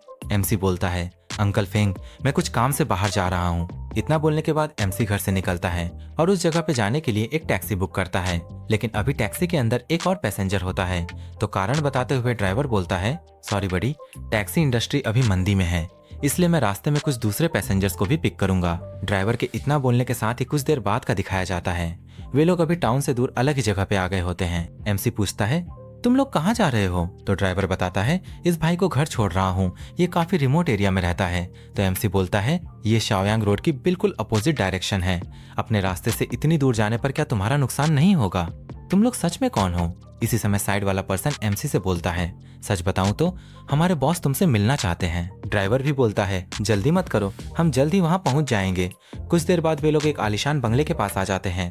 ड्राइवर एमसी से बोलता है, बॉस ने कहा है कि तुम्हें अंदर अकेले ही जाना होगा, चिंता मत करो, जब तक तुम आज्ञाकारी रहोगे हमारे बॉस तुम पर हाथ नहीं उठाएंगे। एमसी भी बंगले के अंदर आने लगता है और इसके साथ ही मन में सोचने लगता है, मैं देखना चाहता हूँ कि मुझसे कौन मिलना चाहता है।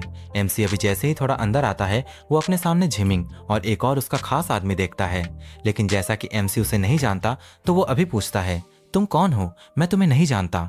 झिमिंग एक रेड वाइन को हाथ में उठाते हुए बोलता है, तुम हमें नहीं जानते, लेकिन हम तुम्हें जानते हैं। तुम यून के मंगेतर हो, फेंग फैमिली के future live in son in law. MC भी उसकी बातें सुनकर आगे से बोलता है, अब मैं जान गया हूं कि तुम कौन हो, बोलो मुझे इस जगह पर लाकर तुम क्या करने की कोशिश कर रहे हो? झिमिंग एमसी के सामने खड़ा हो जाता है और उसे बोलता है, तुम यून के लायक कैसे हो सकते हो? तुम्हारे जैसा गरीब लूजर अंकल फेंग के करीब भी नहीं फटक सकता, पत्नी पाना तो दूर की बात है, तुम्हारे जैसे कचरे के टुकड़े से हारना सीधे तौर पर मुझ वान झिमिंग की लाइफ का सबसे बड़ा ह्यूमिलिएशन है। एमसी उससे दोबारा पूछता है, तुम मुझे यहाँ किस लिए लेकर आए हो? तो इस बार झिमिंग गुस्से के साथ बोलता है, अपनी एक उंगली यहीं छोड़ दो, फेंग फैमिली को छोड़ो और जहां से आए हो वहीं वापस दफा हो जाओ। इस बात को सुनने के बाद एमसी कुछ देर तक चुप रहता है और उसके बाद थोड़ा बैडेस तरीके से झिमिंग से बोलता है, क्या होगा अगर मैं एग्री ना करूं? तो झिमिंग हंसते हुए बोलता है, तुम सीधे तरीके से नहीं मानोगे, क्यांगजी इसे तमीज सिखाओ। तो अभी क्यांगजी नाम का आदमी अपना हाथ कसने लगता है, तभी एक और आदमी यहाँ पे आता है और इस बार वो अपने साथ एक और आदमी को मारते हुए लेकर आता है। उस मार खाए हुए आदमी को देखने के बाद एमसी उससे पूछता है, क्या तुम अंकल फेंग के ड्राइवर और बॉडीगार्ड शाओशु नहीं हो? तो अभी शाओशु एमसी से बोलने लगता है, हटो यहाँ से वरना मैं पीछे नहीं हटूंगा। मास्टर ने तुम्हें जल्दबाजी में बाहर जाते देखा था और उन्हें चिंता थी कि तुम डेंजर में हो सकते हो, इसलिए उन्होंने मुझे तुम्हारे पीछे आने के लिए कहा था। शियाओशु इतना बोल ही रहा था कि इसी समय वो आदमी दोबारा से उसे मारने के लिए आने लगता है। शियाओशु उसके मुक्के को ब्लॉक तो कर लेता है, लेकिन उसकी भयानक ताकत की वजह से वो पीछे खिसक जाता है, पर वो आदमी उसे संभलने का मौका नहीं देता और बहुत ही तेजी से जाकर शियाओशु के पेट पर एक जोरदार लात मार देता है। दूसरी ओर मेन कैरेक्टर शियाओशु को इस तरह से मार खाता हुआ देखकर मन ही मन सोचता है कि अंकल फेंग ने सच में उसे बस इतनी सी काबिलियत के साथ मेरी मदद करने के लिए भेज दिया। इसी समय वो टकला भी मेन कैरेक्टर से बोलने लगता है कि अगर तुम अपनी भलाई चाहते हो तो मेरे पीछे पीछे आंगन में आ जाओ।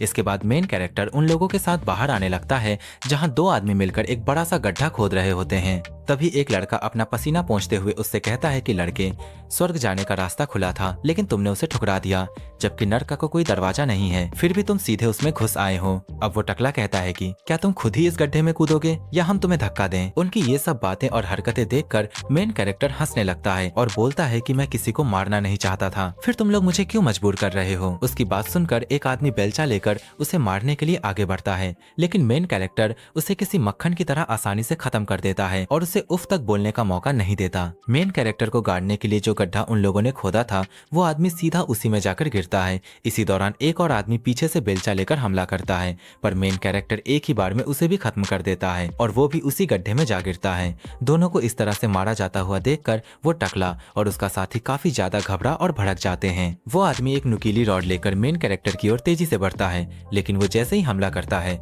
मेन कैरेक्टर उस हथियार को अपने खाली हाथ से ही पकड़ लेता है और इसके साथ ही वो उसका मुंह पकड़कर बहुत ही जोर से उसी गड्ढे के अंदर फेंक कर मारता है। उसने उसे इतनी जोर से फेंका होता है कि वो गड्ढा अब और भी बड़ा हो जाता है। मेन कैरेक्टर का ऐसा खौफनाक रूप देखकर वो टकला तुरंत घुटनों पर आ जाता है और गिड़गिड़ाते हुए बोलने लगता है कि बॉस, ये सब एक गलत फहमी गलतफहमी है। ये सब यंग मास्टर वान, नहीं उस कुत्ते के बच्चे वान झिमिंग के भड़काने पर हुआ था। हम इस बारे में आराम से बात कर सकते हैं। तो मेन कैरेक्टर उसे गुस्से के साथ बोलता है कि फिर मुझे कुछ करने की जरूरत नहीं है, तुम खुद ही वहां नीचे चले जाओ। ये सुनकर वो टकला जमीन से एक पत्थर उठाता है और अपने ही सिर पर काफी जोर से मारकर सीधा गड्ढे के अंदर गिर जाता है। कुछ देर बाद मेन कैरेक्टर को दिखाया जाता है जो उन गड्ढों को पूरी तरह से ढक चुका होता है। इसी बीच शियाओशु जैसे ही होश में आता है, मेन कैरेक्टर उससे कहता है कि शियाओशु, तुम ही गाड़ी चलाकर यहाँ लाए थे ना, अब मुझे शियाओयांग रोड ले चलो। शियाओशु मान जाता है, लेकिन वो उन लोगों के बारे में पूछता है, जिस पर मेन कैरेक्टर बस इतना बताता है कि वो लोग चले गए। कुछ देर बाद वे लोग शियाओयांग रोड पर पहुंच जाते हैं, जहां मेन कैरेक्टर शियाओशु से कहता है कि तुम आगे जाओ और मेरे पीछे मत आना। इसके बाद वो उसी आंटी के पास आता है। आंटी उसे देखकर बोलती है कि तुम अब क्यों आ रहे हो, वो लड़की तो काफी देर पहले ही वापस आ चुकी है। मेन कैरेक्टर जानकारी के लिए धन्यवाद करता है और सीधा उसी घर का दरवाजा खटखटाने लगता है। दरवाजा खोलकर एक लड़की बाहर आती है और उससे पूछती है कि आप किसे ढूंढ रहे हैं। मेन कैरेक्टर भी आगे से पूछता है कि तुम सुनशिन हो ना, तो वो लड़की थोड़ा घबराते हुए जवाब देती है कि आपको कोई गलतफहमी हुई है, मैं नहीं जानती कि सुनशिन कौन है। तो मेन कैरेक्टर उसे बताता है कि मैं तुम्हारे भाई का सबसे अच्छा दोस्त जियांग हाओ हूँ। इतना बोलने के साथ ही वो उसे एक जेड पेंडेंट दिखाता है, जिसे देखकर वो लड़की थोड़ी परेशान होकर पूछती है कि मेरे भाई अभी कहाँ हैं। मेन कैरेक्टर उसे बताता है कि तुम्हारा भाई अभी विदेश में है और काम की वजह से वो अभी वापस नहीं आ सकता, इसलिए उसने मुझे तुम्हारा हाल चाल लेने के लिए भेजा है। ये सुनकर वो लड़की थोड़ी खुश होकर बोलती है कि बस वो ठीक होने चाहिए। बड़े भाई जियांग, कृपया अंदर आइए और बैठिए, मैंने आपके साथ थोड़ा रूखा बर्ताव किया। घर के अंदर आते हुए मेन कैरेक्टर सुन शिन से पूछता है कि मुझे तुम्हारा छोटा भाई सुन लेई क्यों नहीं दिखाई दे रहा। उसकी बातें सुनकर सुनशिन अभी लेई के बारे में कुछ बोलती ही उससे पहले एक आदमी दौड़ते हुए वहां आता है और हांफते हुए बोलता है कि सिस्टर शिन, बहुत बुरा हुआ, ब्रदर लेई के साथ कुछ हो गया है। शिन परेशान होकर पूछती है कि डोंगजी, आराम से बताओ, लेजी को क्या हुआ। तो डोंगजी बताता है कि ब्रदर लेई का बिजनेस बिल्कुल सही चल रहा था, लेकिन ताजा सब्जियों के बिजनेस वाला एक दूसरा बॉस मुसीबत खड़ी करने आ गया। उसने दावा किया कि ब्रदर लेई मार्केट पर कब्जा कर रहा है और हर्जाने के तौर पर 1 लाख की मांग की, साथ ही उन्हें मार्केट से बाहर निकलने को कहा। ब्रदर लेई ने जाहिर तौर पर मना कर दिया और उनके साथ उसकी बहस हो गई। किसे पता था कि उन लोगों के पीछे ब्लैक पैंथर का हाथ होगा। शिन ये सब बातें सुनकर बहुत शॉक हो जाती है और जल्दी से मेन कैरेक्टर को लेकर अपने भाई के पास जाने लगती है। वो रास्ते में उसे बताती है कि 1.5 साल पहले हमारी माँ बहुत बीमार पड़ गई थी, इसलिए शियाओ लेई के पास ब्लैक मार्केट से भारी ब्याज पर लोन लेने के अलावा कोई चारा नहीं था। किसे पता था कि वे लोग लोन कॉन्ट्रैक्ट के साथ छेड़छाड़ करेंगे और अब हम उस लोन का ब्याज तक नहीं चुका सकते। इसी समय डोंगजी बताता है कि ब्लैक पैंथर ही वो इंसान है जो ये लोन शार्क का धंधा चलाता है। कुछ देर बाद वे लोग उस जगह पर पहुंच जाते हैं और मेन कैरेक्टर डोंगजी को बाहर ही रुकने के लिए बोलता है क्योंकि अंदर खतरा हो सकता था। इसके बाद वो सुन शिन को लेकर अंदर जाने लगता है।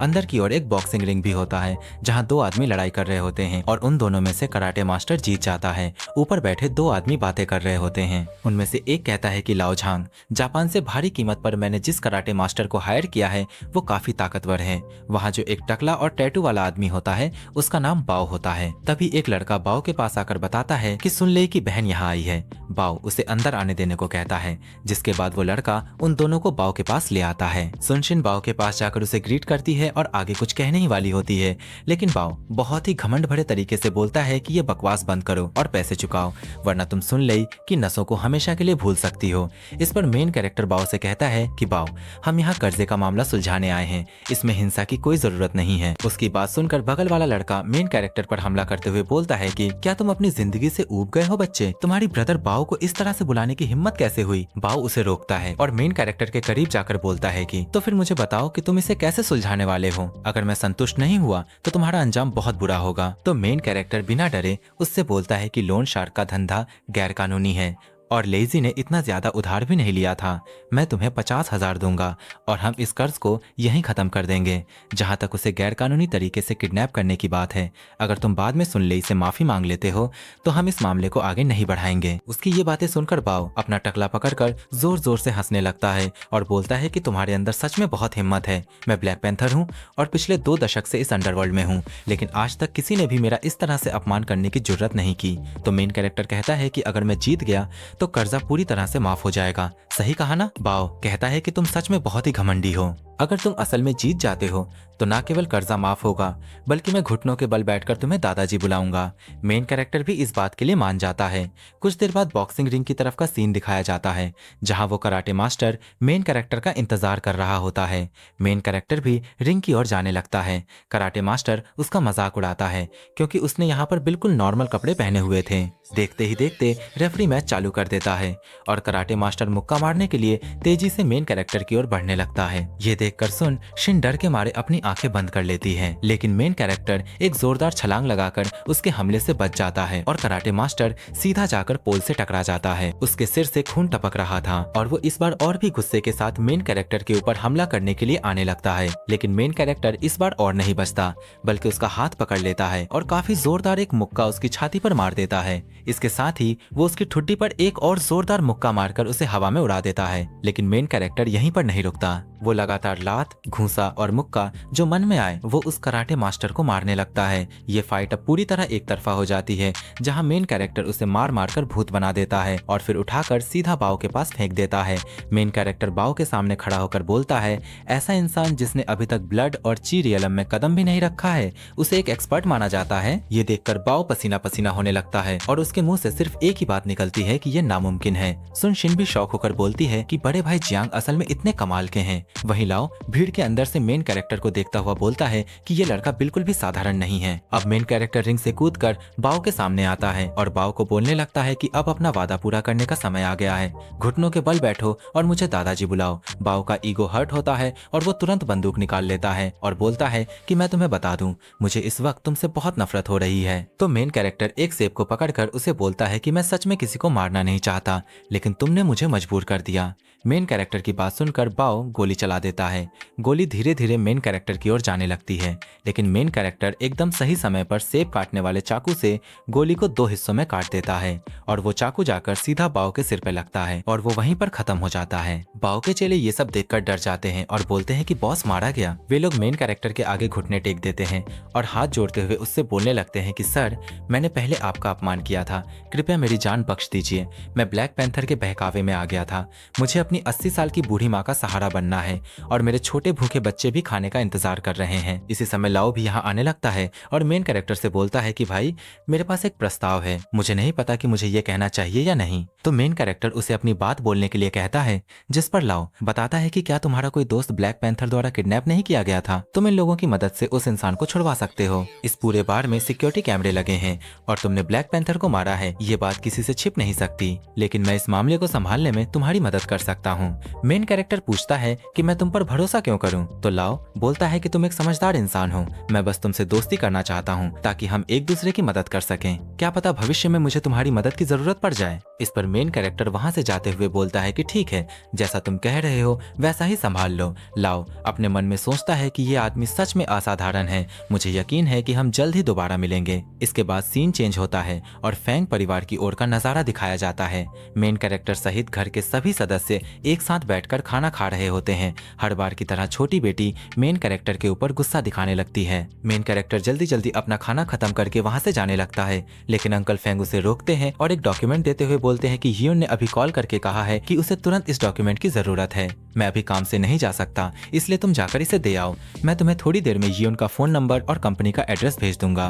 मेन कैरेक्टर उस डॉक्यूमेंट को लेता है और सीधा हीरेन में कंपनी पहुंच जाता है। वो वहाँ एक लड़की से बोलता है कि नमस्ते, मैं प्रेसिडेंट फेंग को एक डॉक्यूमेंट देने आया हूँ। तो वो लड़की सामने की ओर इशारा करते हुए बोलती है कि समझ गई, कृपया इस रास्ते से ऊपर चले जाइए। मेन कैरेक्टर उसे थैंक यू बोलकर सामने जाने लगता है। अब मेन कैरेक्टर जैसे ही ऊपर जाने के लिए लिफ्ट का दरवाजा खोलता है, उसके ठीक सामने ब्लैक फैंटम आ जाता है। वो मेन कैरेक्टर को पहचान नहीं पाता, लेकिन मेन कैरेक्टर उसे देखकर मन में सोचता है कि ब्लैक फैंटम एक इंटरनेशनल ए रैंक का हत्यारा और एक कुख्यात अपराधी, ये वुलिंग में क्या करने आया है? क्या वो यहाँ औरतों का शिकार करने आया है? इतना सोचने के बाद वो सीधा यियोन के कमरे में आ जाता है। यियोन इस बात से काफी ज्यादा गुस्सा हो जाती है और बोलती है कि मुझे उम्मीद है कि अगली बार तुम अंदर आने से पहले दरवाजा खटखटाओगे और इजाजत का इंतजार करोगे। मेन कैरेक्टर कोई जवाब नहीं देता और बस चुपचाप वो डॉक्यूमेंट यियोन के सामने रख देता है। तो यियोन बोलती है कि जैसा कि मुझे अब डॉक्यूमेंट मिल गया है तो तुम अब जा सकते हो। यियोन की इस बात को सुनकर मेन कैरेक्टर उससे पूछता है कि यियोन, क्या तुम अपने मेहमानों के साथ ऐसा ही बर्ताव करती हो? और इतना बोलने के साथ ही वो वहाँ वहाँ से जाते हुए बोलता है कि वुलिंग अभी सुरक्षित नहीं है, अगर कोई काम ना हो तो बिना वजह बाहर मत घूमना। तो पीछे से यियुन उससे बोलती है कि जियांग हाओ, एक आदमी होने के नाते तुम बहुत छोटी सोच वाले हो जो एक लड़की को ऐसे भद्दे शब्दों में श्राप दे रहे हो। मेन कैरेक्टर बोलता है कि मैंने तुम्हें कोई श्राप नहीं दिया है, बस थोड़ा सावधान रहना। कुछ देर बाद एक लैम्बोर्गिनी दिखाई देती है जो रास्ते पर ड्रिफ्ट करते हुए सीधा मेन कैरेक्टर के सामने आकर रुकती है। कार के अंदर से हॉमिंग उससे बोलता है कि हमारे कार सर्कल में होने वाली रेसिंग मीट में मेरे साथ चलो। मेन कैरेक्टर उसके साथ जाने से मना कर देता है तो हॉमिंग पीछे से बोलता है कि रेस खत्म होने के बाद मैं तुम्हें 10 लाख की प्राइज मनी का आधा हिस्सा दूंगा। ये सुनकर मेन कैरेक्टर सोचता है कि अभी मेरे पास ज्यादा नकद पैसे नहीं हैं और मुझे कुछ जगहों पर पैसों की जरूरत भी है। इतना सोचने के साथ ही मेन कैरेक्टर हॉमिंग के साथ जाने के लिए मान जाता है और हॉमिंग भी तेजी से कार दौड़ाते हुए एक सुनसान रेसिंग वाली जगह पर आ जाता है। यहाँ पर पहले से और भी लड़के और लड़कियां मौजूद थे। सामने वाला लड़का पूछता है कि हॉमिंग ये भाई कौन है। हॉमिंग बताता है कि ये जियांग हाओ है। तभी सभी लोग मेन कैरेक्टर का मजाक उड़ाने लगते हैं और बोलने लगते हैं कि तो यही वो इंसान है जिसने वान परिवार के यंग मास्टर की होने वाली पत्नी को छीन लिया। मैं सोच ही रहा था कि ये कौन है, पता चला कि ये तुम्हारे फैंग परिवार का होने वाला घर जमाई है। हाँ, हमने सब सुना है। अच्छा ही हुआ कि इस लड़के का बाप मर गया, अगर ऐसा नहीं होता तो बूढ़े फैंग कभी भी अपनी बेटी की शादी इससे कराने की हिम्मत नहीं जुटा पाते। अपने पिता की बात सुनकर मेन कैरेक्टर गुस्सा हो जाता है और पूछता है कि तुमने अभी क्या कहा। तो सामने वाला बोलता है कि ये मेरा मुंह है, मैं जो चाहूंगा वो बोलूंगा। हाओमिंग भी मेन कैरेक्टर को वहाँ कोई बड़ा तमाशा खड़ा करने से मना कर देता है क्योंकि ये जो लड़का है वो लॉर्ड लेई का नाजायज बेटा लेई शियाओहू है। तो मेन कैरेक्टर बोलता है कि अच्छा तो ये वो है, बहुत बढ़िया। कुछ देर बाद रेस शुरू करने के लिए सभी गाड़ियां एक लाइन में खड़ी हो जाती हैं। इसी समय लेई शियाओहू बोलता है कि तुम लोगों में सच में बहुत हिम्मत है जो तुमने खास तौर पे मेरे साथ शुरुआत करने के लिए कहा। अब मैं तुम्हें दिखाऊंगा कि मुझ लॉर्ड हू से पंगा लेने का क्या अंजाम होता है। तो मेन कैरेक्टर पूछता है कि वो दूसरा कौन है, जिस पर हॉमिंग जवाब देता है कि वो जिन परिवार का यंग मास्टर जिन शिक्सुआन है वो एक माना हुआ रेसिंग एक्सपर्ट है। इसी समय हमें जिन शिक्सुआन को भी दिखाया जाता है और सच में उसके चेहरे से ही पता चल रहा था कि वो कितना घमंडी है। खैर जो भी हो, देखते ही देखते काउंटडाउन के साथ रेस चालू हो जाती है और सभी अपनी अपनी कार को तेजी से भगाने लगते हैं। मेन कैरेक्टर हॉमिंग को उनका पीछा करते हुए देखकर बोलता है कि उनका पीछा मत करो। उस ले शियाओहू ने स्पीड बढ़ाने के लिए अपनी गाड़ी का इंजन टॉर्क फुल कर रखा है, ये बहुत खतरनाक है। तभी ले शियाओहू अपनी कार को थोड़ा धीमा कर लेता है। ये देखकर हॉमिंग शॉक होकर बोलता है कि ये आदमी रास्ता देने के लिए अपनी गाड़ी धीमी क्यों कर रहा है, पक्का वो ट्रैक पर मेरे साथ कुछ गड़बड़ करने की कोशिश कर रहा है। तो मेन कैरेक्टर उसे समझाता है कि अगर हम ऐसे ही चलते रहें तो मुझे लगता है कि हम सबसे आखिर में आएंगे। सामने जो वो पागल इंसान है वो हमारे साथ खेलना चाहता है। रेस में कोई जगह हासिल करना तो दूर की बात है, तुम्हारे लिए इस पहाड़ से सही सलामत नीचे उतरना भी मुश्किल हो जाएगा। हॉमिंग मेन कैरेक्टर से बोलता है कि सिर्फ बातें मत बनाओ, अगर तुम इतने ही अच्छे हो तो तुम चलाओ। तो मेन कैरेक्टर एक ही झटके में हॉमिंग को पीछे की सीट पर फेंक देता है और खुद ड्राइव करने लगता है। इसी समय सामने एक खतरनाक मोड़ आ जाता है। हॉमिंग डर के मारे कार की सीट को कसकर पकड़ लेता है और चिल्लाता है कि सामने खाई है, जल्दी से कार रोको। लेकिन मेन कैरेक्टर एक शानदार ड्रिफ्ट मारकर सफेद कार से आगे निकल जाता है और सीधा पीली कार यानी लेई शियाओहू के ठीक पीछे आ जाता है।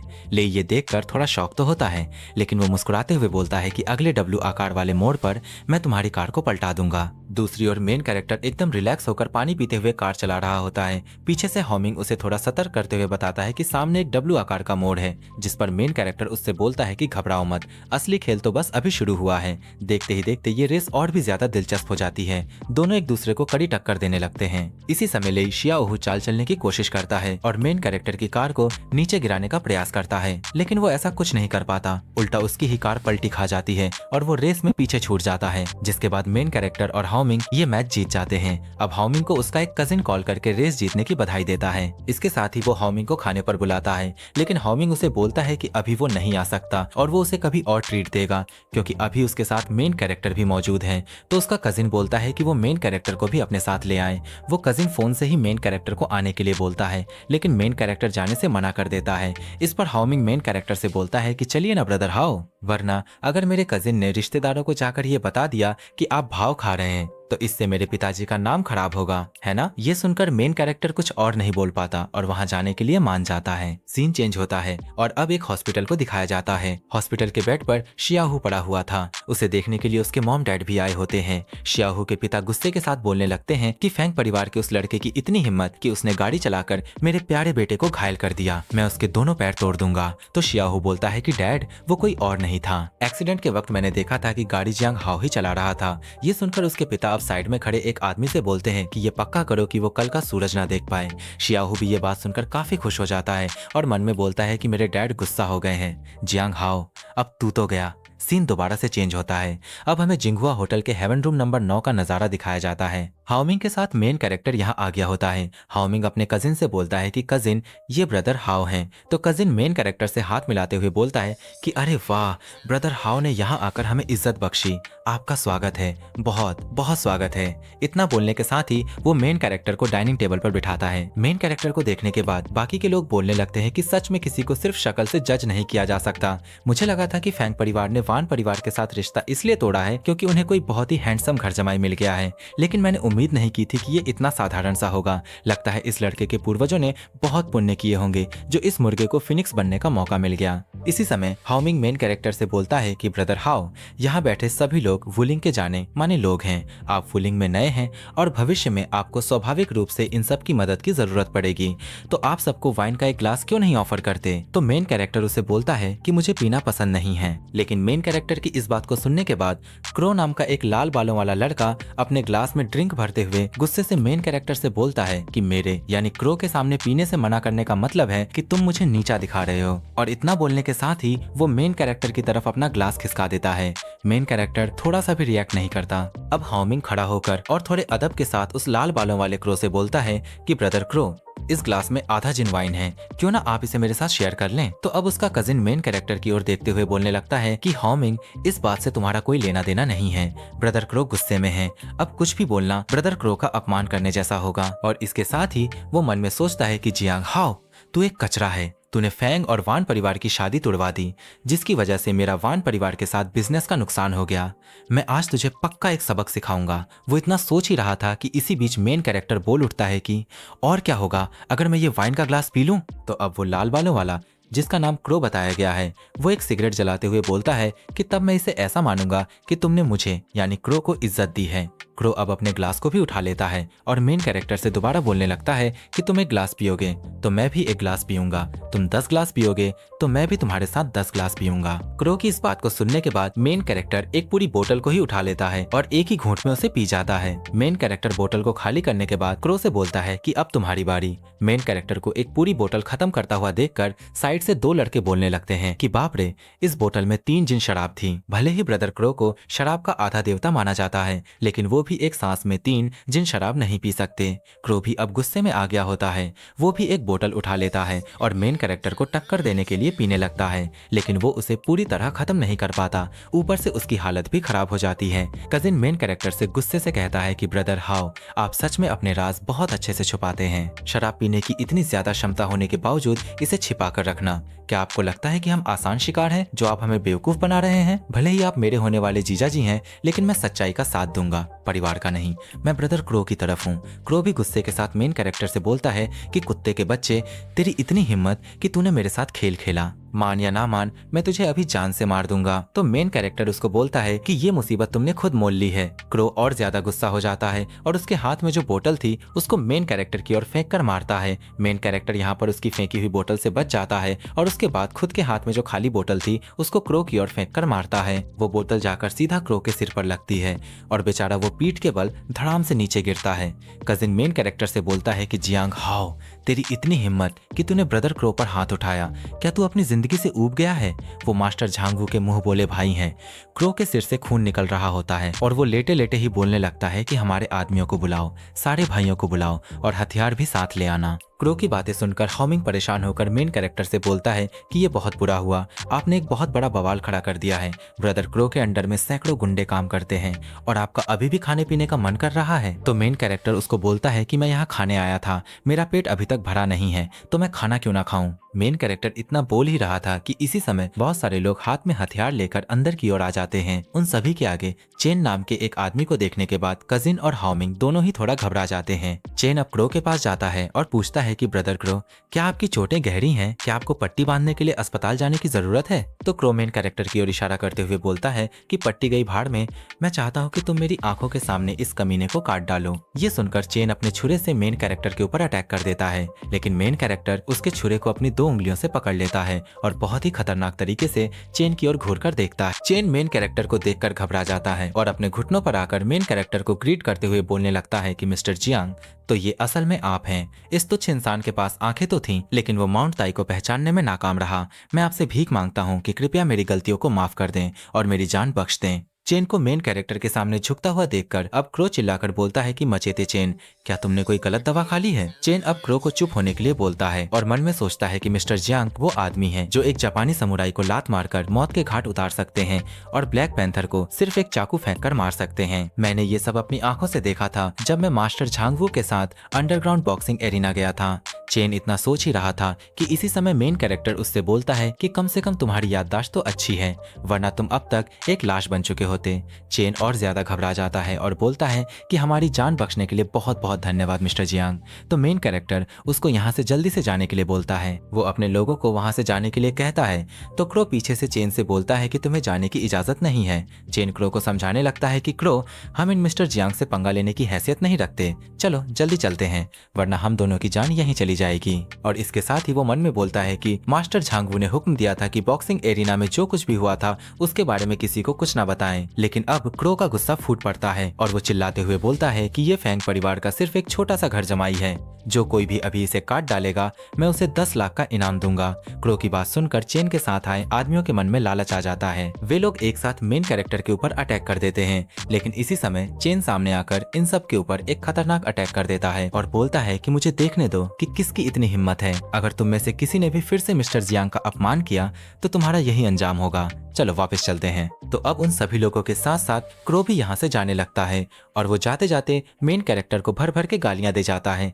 कुछ देर बाद हमें एक फोन में न्यूज देखने को मिलती है और इमेज देखकर आप लोग समझ गए होंगे कि ये क्या न्यूज है। इसी फोन के सामने अब वो न्यूज बनाने वाले इंसान को भी दिखाया जाता है। वो बड़े आराम से वाइन पीते हुए बोलता है कि हालांकि कल वाली वो फीमेल स्टूडेंट बहुत शरीफ थी, लेकिन उसमें ज्यादा मजा नहीं आया, एक मैच्योर लड़की ज्यादा बेहतर रहती है। इसी समय उसके फोन पर कोई एक इंसान कॉल करता है और पूछता है कि क्या तुमने अपना काम कर लिया है? तो ये इंसान बोलता है कि मुझे अभी तक वो इंसान नहीं मिला है जिसने मेरे भाई ब्लैक पैंथर को मारा है, लेकिन चाहे वो कोई भी हो मैं उसे इसकी कीमत जरूर चुकाने पर मजबूर कर दूंगा। तो दूसरी ओर का इंसान बोलता है कि तुम सच में अपना असली काम नहीं कर रहे हो और फिर से औरतों की तलाश में बाहर जा रहे हो। तो अब ये इंसान बोलता है कि हुआशिया मार्शल आर्ट्स का जन्म स्थान है और किसी को नहीं पता कि वहाँ कितने मास्टर छिपे हुए हैं। पलटवार का सामना करने से सावधान रहना।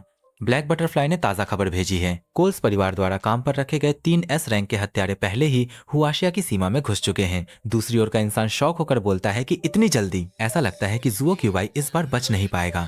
तो ये इंसान बोलता है कि मैं तुम्हें चेतावनी दे रहा हूँ, हुआशिया इस समय डार्क वर्ल्ड के निशाने पर है, ज्यादा दिखावा मत करना।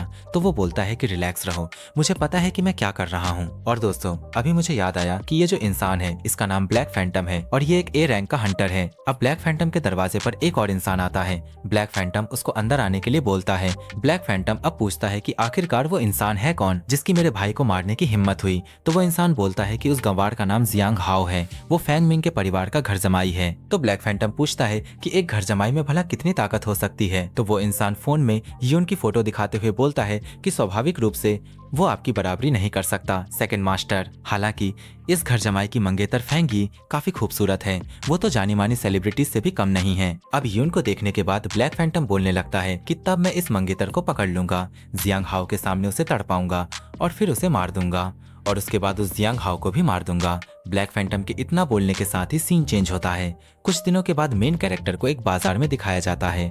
वो अब चलते चलते लॉन्गयान पवेलियन के सामने आ जाता है। मेन कैरेक्टर अब पवेलियन के अंदर एंटर करके आसपास की पेंटिंग्स को देखने लगता है। इसी समय एक आदमी मेन कैरेक्टर को बोलने लगता है कि ये हरे देवदार की तस्वीर है जो वू राजवंश के पेंटर झांग गुयांग का काम है। यहाँ पर बहुत सारे लोग भी इकट्ठा हो गए होते हैं और पेंटिंग की तारीफ कर रहे होते हैं, लेकिन इसी समय मेन कैरेक्टर बोलता है कि ये जो पेंटिंग है ये नकली है। मेन कैरेक्टर की बात सुनकर वो आदमी मेन कैरेक्टर से बोलने लगता है कि सर, हमारी दुकान एक बहुत पुराना और भरोसेमंद ब्रांड है।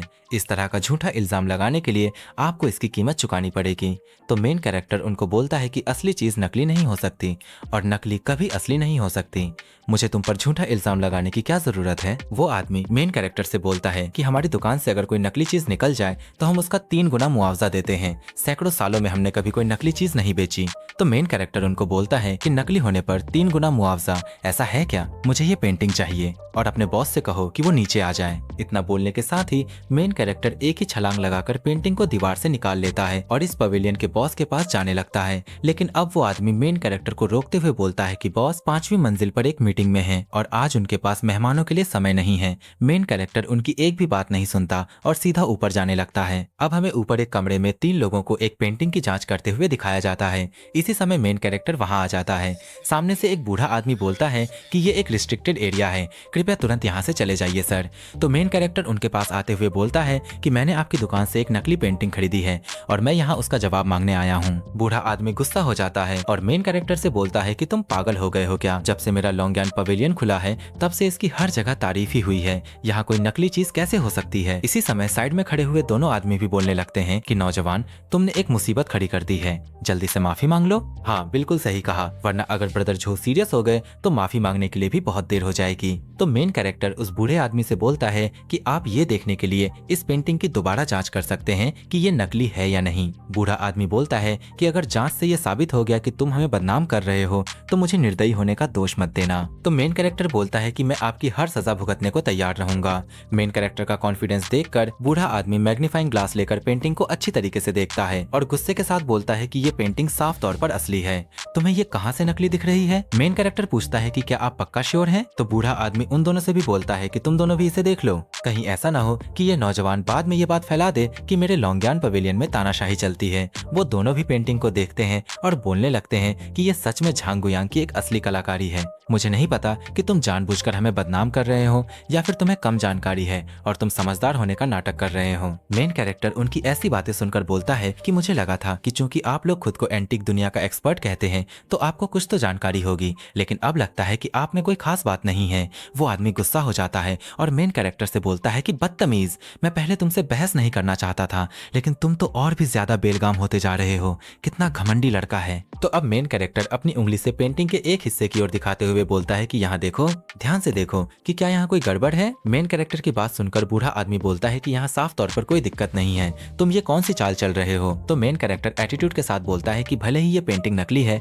लेकिन इसे बनाने वाले की कॉपी करने की कला कमाल की है। अगर मैंने ध्यान नहीं दिया होता तो मैं भी धोखा खा जाता। इस कॉपी की इकलौती कमी यही है कि ये बहुत ज्यादा परफेक्ट है, इसमें कोई भी दाग या गलती नहीं है। लेकिन झांग गुयांग की पेंटिंग्स में कमियां होती हैं। एक नकली चीज हमेशा नकली ही होती है, भले ही वो असली से भी अच्छी बन जाए फिर भी वो नकली ही रहती है। बूढ़ा आदमी बोलता है कि तुम बहुत जिद्दी हो, मैं तुम्हें सच्चाई बताकर ही दम लेने दूंगा। अब सामने वाला आदमी भी बोलता है कि एक कॉपी असली को भी पीछे छोड़ दे, ये क्या बकवास है। बूढ़ा आदमी नीचे कॉल करके बोलता है कि झांग गुयांग की एक असली पेंटिंग और 10 गुना से ज्यादा जूम करने वाला एक मैग्नीफाइंग ग्लास लेकर मेरे पास ऊपर आ जाओ। बूढ़े आदमी के इतना बोलने के साथ ही कुछ देर बाद हमें झांग गुयांग की एक और पेंटिंग देखने को मिलती है। मेन कैरेक्टर अब बूढ़े आदमी से बोलता है कि अगर आपको मेरी बात पर विश्वास नहीं है तो इस 10 गुना मैग्नीफाइंग ग्लास का इस्तेमाल करके दोनों को ध्यान से मिला लीजिए। तो अब बूढ़ा आदमी जैसे ही उसे मैग्नीफाइंग ग्लास से देखता है वो काफी ज्यादा शॉक होते हुए बोलता है कि कॉपी बनाने वाले ने तो सच में असली पेंटर को भी पीछे छोड़ दिया है। बीच में खड़ा आदमी बोलता है कि हम बूढ़े लोगों ने दशकों तक कैलीग्राफी और पेंटिंग्स की पढ़ाई की है, फिर भी हम ये नहीं समझ पाए कि ये एक नकली पेंटिंग है। साइड वाला भी बोलता है कि ये सच में बहुत शर्मनाक है। तो अब इन लोगों की बातें सुनकर मेन कैरेक्टर बूढ़े आदमी से बोलता है कि चूंकि अब ये साबित हो गया है कि ये पेंटिंग नकली है तो आप अपने लॉन्गयान पवेलियन के उस वादे को पूरा कर सकते हैं जिसमें नकली पेंटिंग होने पर कीमत का 3 गुना मुआवजा देने की बात कही गई थी। सही कहा ना? बूढ़ा आदमी भी अब मेन कैरेक्टर को पैसे देने के लिए मान जाता है। तो मेन कैरेक्टर बोलता है कि उसको पैसे की कोई जरूरत नहीं है, वो उसे इसके बराबर कीमत की कोई एक और पेंटिंग दे सकता है। कुछ देर बाद मेन कैरेक्टर एक पेंटिंग को देखता है लेकिन इस पेंटिंग का दाम मेन कैरेक्टर को यहाँ मिल रहे मुआवजे से काफी ज्यादा होता है। तो बूढ़ा आदमी मेन कैरेक्टर को ये पेंटिंग ऐसे ही दे देता है। जब मेन कैरेक्टर इस मेहरबानी का कारण पूछता है तो बूढ़ा आदमी बताता है कि वो तो बस उससे दोस्ती करना चाहता है। मेन कैरेक्टर भी इस बात से मान जाता है और दोस्ती के नाते पेंटिंग को एक्सेप्ट कर लेता है। है और पेंटिंग को लेकर सीधा फैंग हाउस की ओर जाने लगता है। मेन कैरेक्टर के यहाँ से जाते ही वो बूढ़ा आदमी बोलने लगता है कि इस जियांग हाओ की नंगी आंखों से देखने की क्षमता आम लोगों से 10 गुना ज्यादा है। इसकी लड़ने की ताकत भी यकीनन बहुत ही बेहतरीन होगी। सिर्फ 8 लाख में ऐसा दोस्त बनाकर असल में मैंने ही एक बहुत बड़ा फायदा उठाया है। बूढ़े आदमी के इतना बोलने के साथ ही सीन चेंज होता है और अब फैंग परिवार की तरफ का सीन दिखाया जाता है। सभी मेंबर खाना खा रहे होते हैं। अंकल फैंग मेन कैरेक्टर को भी खाना खाने के लिए बुलाते हैं। इसी समय दादाजी पूछते हैं कि जियांग हाओ, क्या तुम्हारे हाथ में कोई कैलीग्राफी पेंटिंग है? मेन कैरेक्टर जवाब देता है कि हाँ, मैंने इसे अभी अभी लॉन्गयान पवेलियन से खरीदा है। दादाजी शॉक होकर दोबारा से पूछते हैं कि तुम झो चांगशेंगे की दुकान में कैसे घुसे? एंटीक स्ट्रीट पर आजकल बहुत सारी नकली चीजें मिलती हैं, तुम युवाओं को धोखा नहीं खाना चाहिए, मुझे देखने दो। तो मेन कैरेक्टर खाना खाते हुए बोलता है कि आप बेफिक्र रहें सर, मैंने इसकी जांच कर ली है और ये असली है। इसी समय मिस फैंग बोलती है कि भले ही ये असली हो, लेकिन एक पेंटिंग खरीदने के लिए तुम्हारे पास पैसे कहाँ से आए? फैंग परिवार तो तुम्हें पैसे नहीं दे रहा है। तो साइड से हाओमिंग बोलता है कि मॉम, हाओ ने मुझे एक रेस जीतने में मदद की थी, लेकिन वो अभी और कुछ बोल पाता। मिस फैंग चिल्लाते हुए हाओमिंग को चुप करवा देती है। तो अब मेन कैरेक्टर बोलता है कि मुझे लॉन्गयान पवेलियन में एक नकली पेंटिंग मिल गई थी, इसलिए उन्होंने मुझे थोड़ा मुआवजा दिया और बाकी के पैसों में एल्डर झो ने मेरी मदद की, ये कहकर कि वो मुझसे दोस्ती करना चाहते हैं। दादाजी बोलते हैं कि ये सब झूठ है। झो चांगशेंगी एंटीक दुनिया की एक बहुत मशहूर हस्ती हैं, उन्हें तुम्हारे जैसे एक जूनियर की मदद की क्या जरूरत पड़ेगी? अब तो साइड से आग में घी डालते हुए मिस फैंग भी बोलती है कि डैड, बात ये नहीं है कि मुझे जियांग हाओ के गरीब होने से दिक्कत है, लेकिन उसका इस तरह से बड़ी बड़ी हाँकना और बातों को बढ़ा चढ़ाकर बताना ये दिखाता है कि उसके कैरेक्टर में खोट है। मेरी यून इससे शादी नहीं कर सकती। इन लोगों की बकवास सुनने के बाद मेन कैरेक्टर यहाँ से जाने लगता है। अंकल फैंग मेन कैरेक्टर को रोकने की कोशिश करते हैं, लेकिन वो एक नहीं सुनता और चुपचाप वहां से जाने लगता है। इस बार अंकल फैंग भी गुस्सा हो जाते हैं और बोलने लगते हैं कि मुझ पर जियांग हाओ के डैड का एक एहसान है, उन्होंने मेरी जान बचाई थी, चाहे कुछ भी हो जाए मैं उसे अकेला नहीं छोड़ सकता, मैं बाद में मौका देखकर उससे अच्छे से बात करूंगा। अंकल फैंग के इतना कहने के साथ ही सीन दोबारा से उसी पवेलियन की ओर आता है। बूढ़ा आदमी अब हान फैंग नाम के एक लड़के से पूछता है कि इन्वेस्टिगेशन कैसी रही? तो हान फैंग बोलता है कि मास्टर, वो जियांग हाओ सच में फैंग परिवार का घर जमाई है। तो बूढ़ा आदमी बोलता है कि हान फैंग, मुझे पता है कि ये बहुत ही कम देखने को मिलता है कि तुमने 30 साल की उम्र पार करते ही ब्लड और क्यूआई कल्टीवेशन की शुरुआती स्टेज हासिल कर ली है, लेकिन जियांग हाओ को बिल्कुल भी कमजोर समझने की गलती मत करना, ये बात याद रखना। हान फैंग बोलता है कि मास्टर, ऐसा नहीं है कि मैं उसे कमजोर समझ रहा हूँ, लेकिन फैंग वानमिंग को छोड़कर फैंग परिवार में हर कोई इस घर जमाई को नीची नजर से देखता है। तो बूढ़ा आदमी बोलता है कि हान फैंग, मेरे लिए एक काम करो। बूढ़े आदमी के इतना बोलने के साथ ही सीन अब फैंग परिवार की ओर शिफ्ट होता है और यहाँ पर अब हान फैंग भी मौजूद होता है। दादाजी उससे पूछते हैं कि तुम कह रहे हो कि ये एक इनविटेशन है जो एल्डर झो ने तुम्हें देने के लिए कहा है, जिसमें हमारे फैंग परिवार के हर एक सदस्य को अगले महीने की 10 तारीख को झो परिवार के बैंक्वेट में शामिल होने का न्योता दिया गया है? हान फैंग हाँ में जवाब देता है। तो अब अंकल फैंग बोलने लगते हैं कि क्या मैं पूछ सकता हूँ कि एल्डर झो ने हम सभी को इस फैमिली बैंक्वेट में क्यों बुलाया है? तो अब हान फैंग थोड़े गुस्से के साथ बोलता है कि इतने सारे सवाल क्यों पूछ रहे हो, क्या तुम लोग नहीं जाना चाहते? मिस फैंग बातों को संभालते हुए बोलती है कि नौजवान, गुस्सा मत होइए, ये तो बस हमारे फैंग परिवार की एक जिज्ञासा थी। तो हान फैंग आगे से पूछता है कि जियांग हाओ घर पर क्यों नहीं है? अचानक से मेन कैरेक्टर के बारे में सुनने के बाद अंकल फैंग पूछते हैं कि तुम जियांग हाओ को जानते हो? और मन में सोचते हैं कि फैंग परिवार हमेशा से झो परिवार के साथ दोस्ती करना चाहता था, लेकिन कभी मौका ही नहीं मिला। झो परिवार ने ऐसे समय में खुद किसी को इन्विटेशन देने के लिए क्यों भेजा है? क्या ऐसा हो सकता है कि हाउजी झूठ नहीं बोल रहा था? इसी समय हान फैंग अंकल फैंग से बोलता है कि घर जमाई जियांग हाओ का नाम पूरे वुलिंग शहर में फैल चुका है, कौन है जो उसे नहीं जानता? और हान फैंग के इतना बोलने के साथ ही सीन चेंज हो जाता है और अब हमें मेन कैरेक्टर को एक जगह पर खाना खाते हुए दिखाया जाता है, लेकिन इसी समय उसके सामने ब्लैक फैंटम आ जाता है और उसकी प्लेट से एक मोमो उठा लेता है। मेन कैरेक्टर उसको बोलता है कि वो स्टीम्ड बन मैंने खरीदा है, तुमने मेरी इजाजत के बिना उसे क्यों खाया? तो ब्लैक फैंटम मेन कैरेक्टर से बोलता है कि तुम अपना एक स्टीम्ड बन खाए जाने पर इतने गुस्सा हो, तुमने मेरे भाई को मार डाला, उस हिसाब को हम कैसे चुकता करेंगे? मेन कैरेक्टर पूछता है कि तुम्हारा भाई कौन है? तो ब्लैक फैंटम जवाब देता है कि उसका भाई ब्लैक पैंथर है, जिसको कि मेन कैरेक्टर ने उस दिन मार दिया था। इतना बोलने के साथ ही ब्लैक फैंटम यहाँ से जाने लगता है और मेन कैरेक्टर उसको देखते हुए मन में सोचता है कि ब्लैक फैंटम की नजरों में फैंग परिवार मेरी कमजोरी है, वो यकीनन सबसे पहले उन्हीं पर हमला करेगा। अंकल फैंग मेरे साथ अच्छा बर्ताव करते हैं, तो ऐसा लगता है कि मुझे यहीं रुकना होगा, मैं अभी अपने मास्टर से मिलने नहीं जा सकता। मेन कैरेक्टर इतना सोच ही रहा था कि इसी समय यहाँ पर छोटी बेटी आ जाती है और वो अपने साथ अपने लुच्चे लफंगे दोस्तों को भी लेकर आई होती है। मेन कैरेक्टर उसे बोलता है कि मैं तुम्हें सलाह देता हूँ कि अपनी क्लास ढंग से अटेंड करो और इन आवारा दोबारा लोगों के साथ घूमना बंद करो। ये बात सुनने के बाद दोस्त भड़क जाते हैं और मेन कैरेक्टर को बोलने लगते हैं कि इसकी हमें बदनाम करने की हिम्मत कैसे हुई, क्या ये अपनी जिंदगी से ऊब गया है। तो अब मेन कैरेक्टर उनकी ओर उंगली करते हुए बोलता है कि ये बदनामी है या नहीं, ये बात तुम अपने दिलों में अच्छी तरह जानते हो। ये लोग ड्रग्स के मामलों में शामिल हैं, ये आज नहीं तो कल पकड़े जरूर जाएंगे। इतना बोलने के साथ ही मेन कैरेक्टर यहाँ से जाने लगता है, लेकिन अब उसका दोस्त काफी ज्यादा गुस्से में होता है और वो मेन कैरेक्टर को एक सबक सिखाने की बात कर रहा होता है। सीन दोबारा से चेंज होता है। अब मेन कैरेक्टर एक गली से कहीं जा रहा होता है और यहाँ पर छोटी बेटी के साथ उसके वो लुच्चे लफंगे दोस्त भी मेन कैरेक्टर का पीछा कर रहे होते हैं। मेन कैरेक्टर उन सभी को नोटिस कर लेता है, लेकिन वो अभी उन लोगों को कुछ बोलता। इसी समय हमें काफी सारी गाड़ियां मेन कैरेक्टर के सामने आती हुई दिखाई देती हैं। एक गाड़ी में से एक आदमी काफी सारे बंदों को लेकर मेन कैरेक्टर का रास्ता रोक लेता है। सामने खड़े इंसान को देखने के बाद वो लोग भी काफी शॉक हो जाते हैं। छोटी फैंग पूछती है कि वो लोग क्या करने वाले हैं, तो साइड से एक लड़का बोलता है कि तुम्हारे कुंवारे जीजा ने पक्का लॉर्ड लेई को नाराज किया होगा और लॉर्ड लेई ने ब्रदर क्रेजी को बदला लेने के लिए भेजा है। तो व्हाइट हुडी वाला भी बोलता है कि ब्रदर क्रेजी लॉर्ड लेई का सबसे खास और नंबर 1 हथियार है। तुम्हारे कुंवारे जीजा तो अब बड़ी मुसीबत में है। छोटी फैंग थोड़ा परेशान होकर उन लोगों से बोलती है कि भले ही मैं उससे नफरत करती हूँ, लेकिन आखिरकार वो मेरा जीजा है। जल्दी जाओ, ब्रदर क्रेजी से मिन्नतें करो और उससे कहो कि वो जियांग हाओ को जाने दे। लेकिन वो लड़का इसके लिए साफ साफ मना कर देता है और तो और ये भी बोलता है कि अगर वो मर गया तो क्या तुम्हारी बहन को उससे शादी करने से छुटकारा नहीं मिल जाएगा। सीन अब मेन कैरेक्टर की ओर आता है। मेन कैरेक्टर सामने खड़े उस सो कॉल्ड ब्रदर क्रेजी से पूछता है कि तुम्हें क्या चाहिए। तो ब्रदर क्रेजी बोलता है कि हमें क्या चाहिए, तुम्हारी वजह से लॉर्ड लेई के बेटे शियाओहू की गाड़ी पलटी और वो घायल हो गया, तो जाहिर सी बात है हम यहाँ तुम्हारी नसें काटने और तुम्हें अपाहिज बनाने आए हैं। तो मेन कैरेक्टर पूरे एटीट्यूड के साथ बोलता है कि मैं यहीं खड़ा रहूंगा और हिलूंगा भी नहीं, आओ और मुझ पर वार करो। मेन कैरेक्टर की इस बात को सुनने के बाद ब्रदर क्रेजी मेन कैरेक्टर के ऊपर अटैक करने के लिए कूद पड़ता है। छोटी फैंग ये देखकर डर के मारे अपनी आंखें बंद कर लेती है, लेकिन अब मेन कैरेक्टर आगे से ब्रदर क्रेजी को सिर्फ एक लात मारता है और वो सीधा उड़ने लगता है और पीछे डस्टबिन से जा टकराता है। उसके साथ ही उसको उठाते हुए बोलने लगते हैं कि 2 मुक्के 4 हाथों को नहीं हरा सकते, भाइयों एक साथ हमला करो। लेकिन अब ब्रदर क्रेजी मेन कैरेक्टर की ओर देखते हुए और दर्द भरी आवाज में बोलता है कि जल्दी मुझे यहाँ से ले चलो, हम इसके बराबर नहीं हैं। देखते ही देखते वे लोग अब अपनी अपनी गाड़ियां लेकर जिस रास्ते से आए थे उसी तरफ वापस लौट जाते हैं। उन लोगों के वहां से जाते ही एमसी अब गुस्से के साथ छोटी बेटी के दोस्तों से बोलता है कि अगर मैंने तुम्हें दोबारा फेंग जिटोंग के साथ देखा तो मैं तुम्हें जिंदा नहीं छोड़ूंगा। ये दोनों बहुत ही ज्यादा घबरा जाते हैं और अपने अपने घुटनों पे आके एमसी से बोलने लगते हैं कि हम दोबारा कभी ऐसी हिम्मत नहीं करेंगे।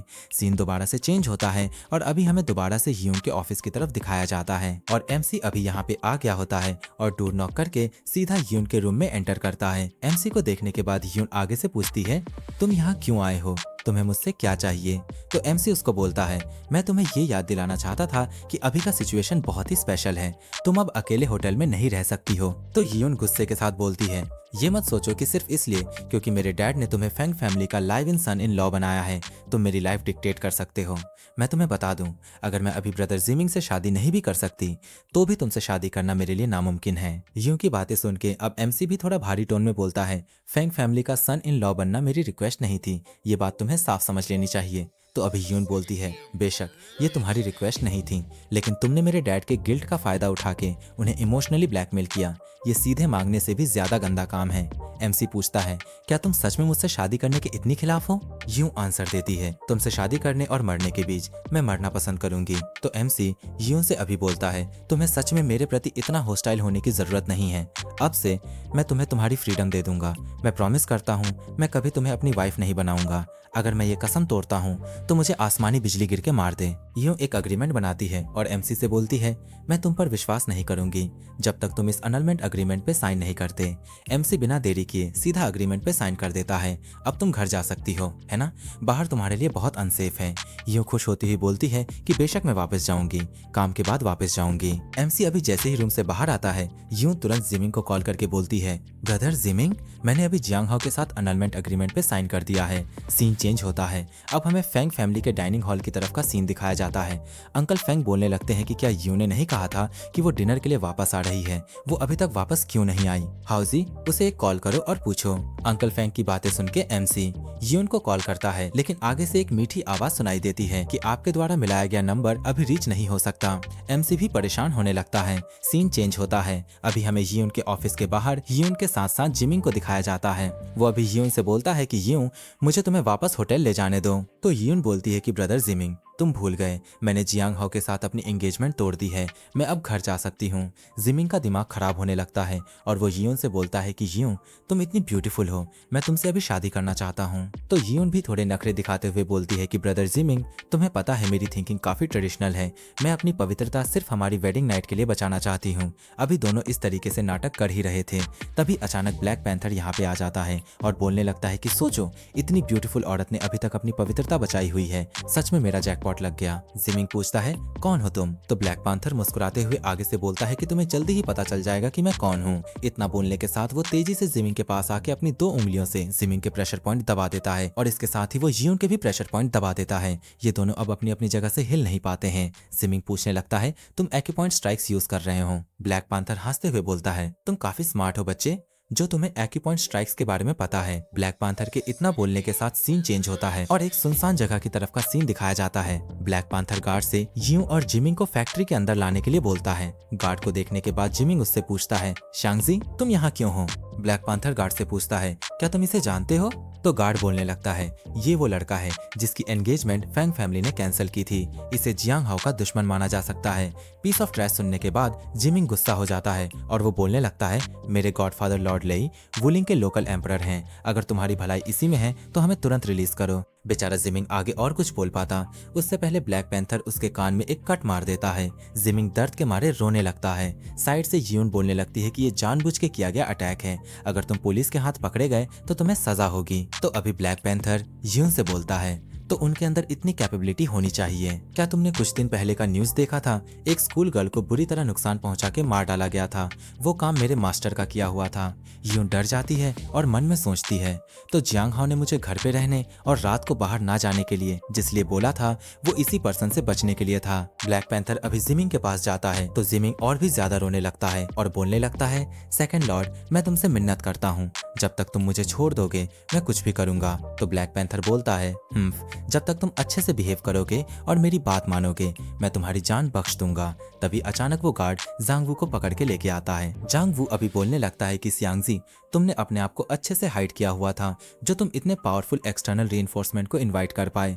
तो वो गार्ड बोलता है कि सेकंड लॉर्ड, ब्रदर बाओ के सगे ब्रदर हैं, तुमने गलत तरीके से ब्रदर बाओ की प्रॉपर्टी हथियाई और जियांग हाओ का मर्डर सस्पिशन भी साफ करवाया। सेकंड लॉर्ड का तुमसे रिवेंज लेना बिल्कुल नेचुरल है। गार्ड की बातें सुन के यू और जिमिंग दोनों शॉक हो जाते हैं। जियांग हाओ, वो भला अंडरवर्ल्ड बॉस ब्लैक पैंथर को कैसे मार सकता है? तभी अचानक जांग वू बोलता है कि जब तुम अपने ब्रदर का रिवेंज ले रहे हो तो तुम जियांग हाओ को ढूंढने क्यों नहीं जाते? ओह, मैं समझ गया, तुम भी जियांग हाओ से डरते हो। ब्लैक पैंथर इस बात को सुनने के बाद जोर जोर से हंसने लगता है। तुम्हें लगता है जियांग हाओ बहुत स्ट्रांग है, बाद में मैं तुम्हें ये देखने दूंगा कि जियांग हाओ कैसे मेरे सामने घुटनों पे आता है, माफी मांगता है और मेरी फॉरगिवनेस की भीख मांगता है। तो जांग वू बोलता है, तुम बस जिद कर रहे हो, अगर तुम सच में किसी से नहीं डरते तो तुम मेरे भाइयों से कन्फ्रंट होने के डर से मुझे सोते हुए क्यों उठा लाते? इस बात को सुनने के बाद ब्लैक पैंथर अपना फोन देते हुए बोलता है कि एमसी को कॉल करने के लिए, और इसके साथ ही वो यून को पकड़ते हुए बोलता है, लिटिल ब्यूटी, तुम सच में बहुत गॉर्जियस हो, जिससे मैं अभी थोड़ा रेस्टलेस हो रहा हूँ। यूं उसे अपना हाथ हटाने के लिए बोलती है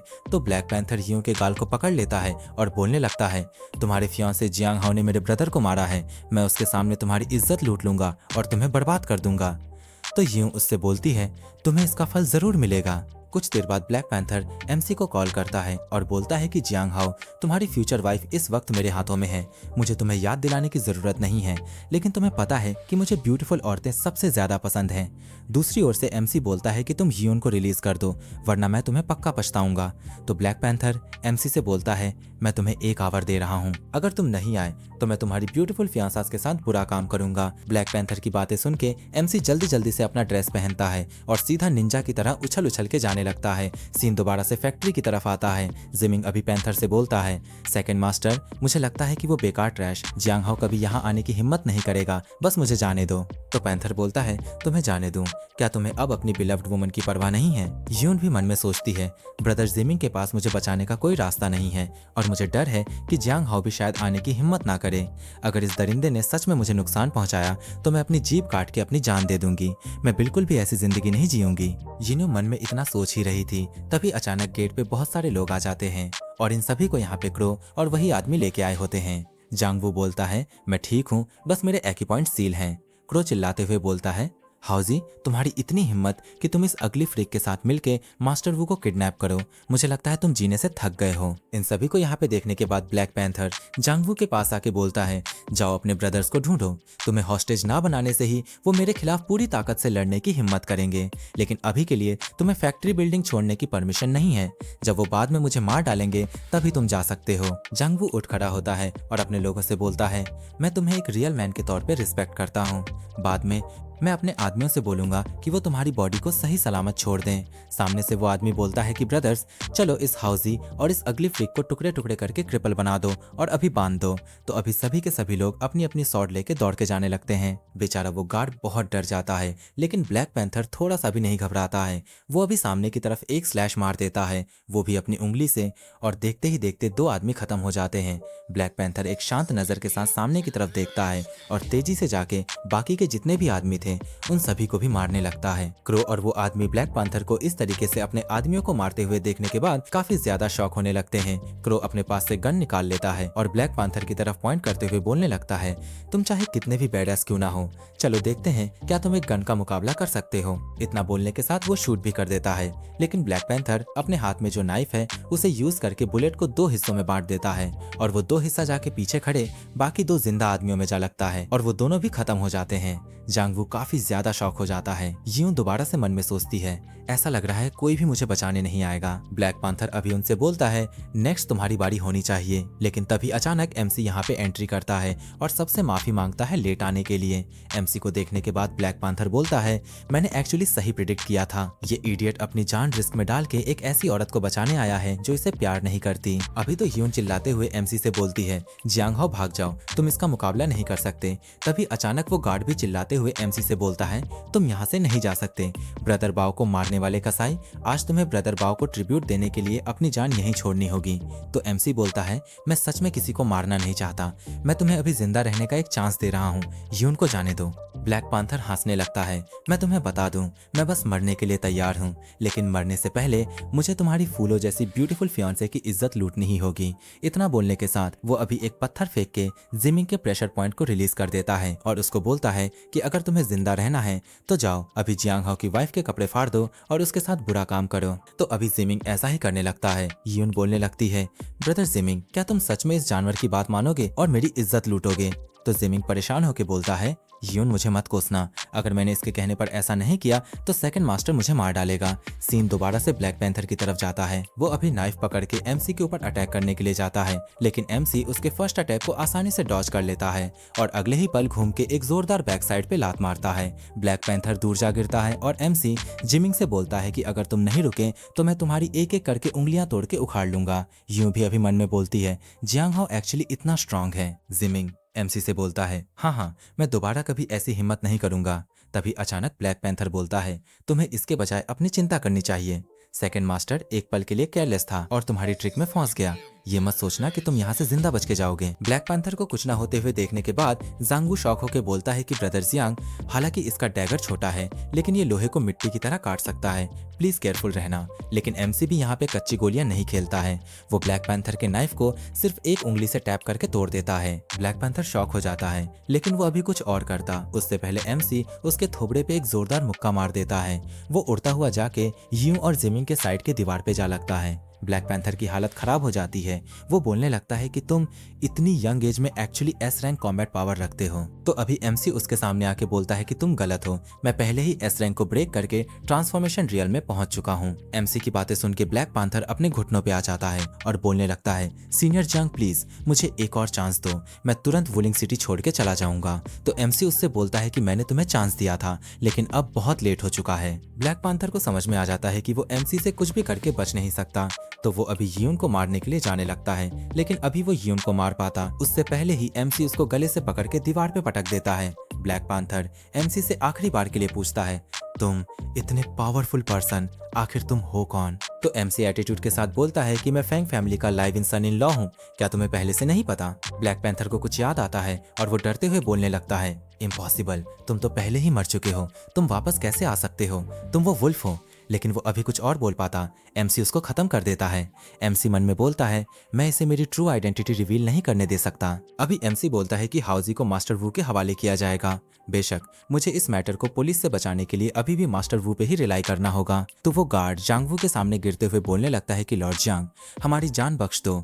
मास्टर जांग वू, हमारी जान बख्श दो। मास्टर वू बोलने लगता है कि ये बिल्कुल नेचुरल है। अगर आज तुम नहीं होते ब्रदर जियांग तो हम में से कोई भी जिंदा नहीं बचता। फ्यूचर में अगर तुम्हें मेरी जरूरत पड़े, चाहे तलवारों के पहाड़ पर चढ़ना हो या उबलते हुए तेल में कूदना हो, मैं जांग बिल्कुल भी पीछे नहीं हटूंगा। ब्रदर क्रो और वो गार्ड भी एमसी को उनकी जान बचाने के लिए थैंक्स बोलते हैं और इसके साथ ही ये भी बोलते हैं कि अब से हम दोनों भाइयों की जान तुम्हारे नाम है। ब्रदर हाउ, एमसी बोलता है कि उठ जाओ, हम इस पुरानी दुश्मनी को यहीं खत्म मान सकते हैं। इतना बोलने के साथ एमसी अब जिमिंग के पास जाता है और उसे बोलता है कि अब तुम्हारी बारी है। जिमिंग बहुत डर जाता है और एमसी से बोलने लगता है कि जियांग हाओ, नहीं ग्रैंडपा जियांग, मेरी तुमसे कोई दुश्मनी नहीं है, तुम मुझे खत्म नहीं कर सकते। तो एमसी उसे याद दिलाता है कि कोई दुश्मनी नहीं है, तो फिर पिछली बार तुमने मुझे खत्म करने के लिए लोगों को क्यों भेजा था? वो लोग पहले ही हड्डियों का ढांचा बन चुके हैं, तुम भी जल्दी ही उनके पास जा सकते हो। एमसी की बातें सुनकर जिमिंग की आंखें डर के मारे और भी बड़ी हो जाती हैं और वो बोलता है कि बॉल्डी शियांग और उसके आदमी पहले ही तुम्हारे हाथों खत्म हो चुके हैं। तो एमसी उससे पूछता है कि क्या तुम्हारी कोई आखिरी इच्छा है? जिमिंग डर जाता है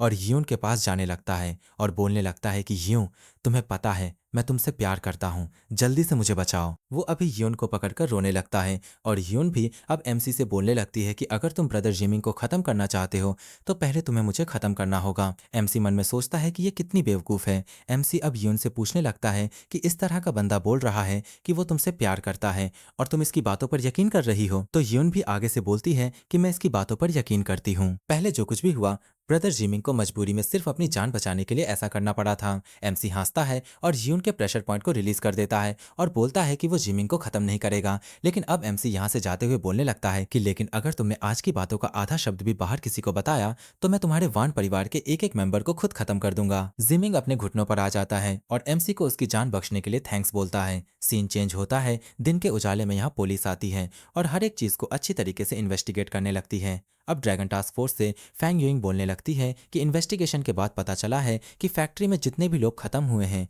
वो सभी इस मृतक व्यक्ति द्वारा ही एक पल में खत्म किए गए हैं। साइड से एक और ऑफिसर बोलते हैं कि इस पर्सन की स्ट्रेंथ इतनी ज्यादा है, आखिर इसकी कॉम्बैट पावर किस लेवल तक पहुंच चुकी है? तो साइड वाले ओल्ड पर्सन बोलते हैं कि मुझे डर है कि ये पहले ही ब्लड और कियाई के मिड स्टेज तक पहुंच चुकी है, जो इंटरनेशनली क्लासिफाइड ए रैंक के बराबर है। तभी अचानक एक और लड़का जिसका नाम हानफेंग है वो अभी पूछने लगता है कि मास्टर, क्या इसका मतलब ये है कि जिस पर्सन ने इस ए रैंक फाइटर को खत्म किया है वो भी कम से कम ए रैंक तो होगा ही? अभी यूइंग बोलती है कि ग्रैंडपा जो, कॉम्बैट के निशानों को देखकर लगता है कि इस ए रैंक मार्शल आर्टिस्ट के पास पलटवार करने की बिल्कुल भी ताकत नहीं थी, उसे पूरी तरह से क्रश कर दिया गया था। ग्रैंडपा जो बोलते हैं कि हाँ, मुझे डर है कि उसे खत्म करने वाला पर्सन पहले ही एस रैंक तक पहुंच चुका है। तो लड़की पूछती है कि लेकिन वुलिंग तो बस एक छोटी सी सिटी है, एक एस रैंक का इतना पावरफुल वॉरियर यहाँ क्यों आएगा और उसका मकसद क्या है? ओल्ड मैन मन में सोचते हैं कि इस टेक्निक को देखकर क्या ये वही हो सकता है? फेंग, ग्रैंडपा जो इतना सोचता हुआ पूछते हैं कि क्या हुआ मास्टर? तो ओल्ड पर्सन बोलते हैं कि कुल मिलाकर एक एस रैंक एक्सपर्ट से जुड़ा हुआ मामला तुम्हारी स्क्वाड की कैपेबिलिटीज से बाहर है। मैं कैप्टन शी को बताऊंगा और उन्हें ही डिसाइड करने दूंगा। मैं तुम्हारे कैप्टन शी का कई सालों से बहुत अच्छा दोस्त हूं।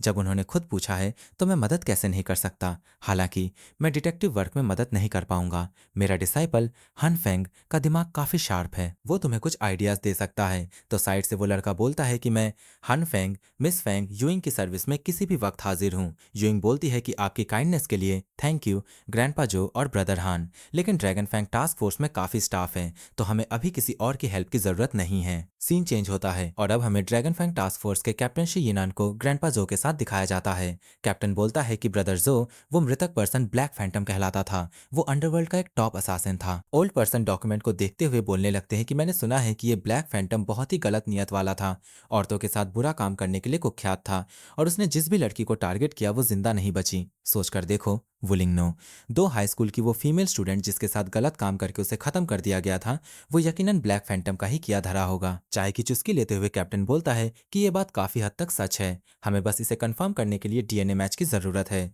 तो ओल्ड पर्सन बोलते हैं कि इस ब्लैक फैंटम के अंदर बिल्कुल भी ह्यूमैनिटी नहीं थी। जिस एक्सपर्ट ने उसे खत्म किया है उसे लोगों के लिए एक बड़े खतरे को मिटाने वाला माना जा सकता है। बस मुझे ये समझ नहीं आ रहा कि मैंने सुना है ब्लैक फैंटम यूजुअली सिर्फ साउथ ईस्ट एशिया के आसपास ही ऑपरेट करता था, तो वो वुलिंग जैसी एक छोटी सी हुआक्सिया सिटी में क्यों आया होगा? सीन थोड़ा टेंस हो जाता है। कैप्टन थोड़ी गंभीर आवाज के साथ बोलता है कि मार्शल वर्ल्ड की अफवाहों के अनुसार फॉरेन कोल्स फैमिली ने हमारे हुआक्सिया बॉर्डर्स के अंदर 3 S रैंक एक्सपर्ट्स को भेजने के लिए बहुत बड़ी रकम खर्च की है, जिनका प्लान हुआक्सिया के सदन फिस्ट मास्टर जाई चुबाई को खत्म करने का है। ग्रैंडपा जू पूछते हैं कि क्या तुम ये बोलने की कोशिश कर रहे हो कि ब्लैक फैंटम उन भेजे गए S रैंक एक्सपर्ट्स में से एक था और जाई चुबाई ने उसे काउंटर अटैक करके खत्म कर दिया? ये इम्पॉसिबल है। ब्लैक फैंटम की कॉम्बैट पावर सिर्फ A रैंक है, वो डेफिनेटली S रैंक तक नहीं पहुंचा है। भले ही मेरी बूढ़ी आंखें धुंधली हो गई हों, लेकिन मैं इसमें कभी गलती नहीं कर सकता। तो कैप्टन थोड़ा परेशान होकर बोलते हैं कि एक अकेले A रैंक ब्लैक फैंटम ने वुलिंग को इतना बड़ा मैस कर दिया। अगर 3 S रैंक एक्सपर्ट्स हुआक्सिया आ रहे हैं तो पता नहीं ये कितनी बड़ी तबाही लेकर आएंगे।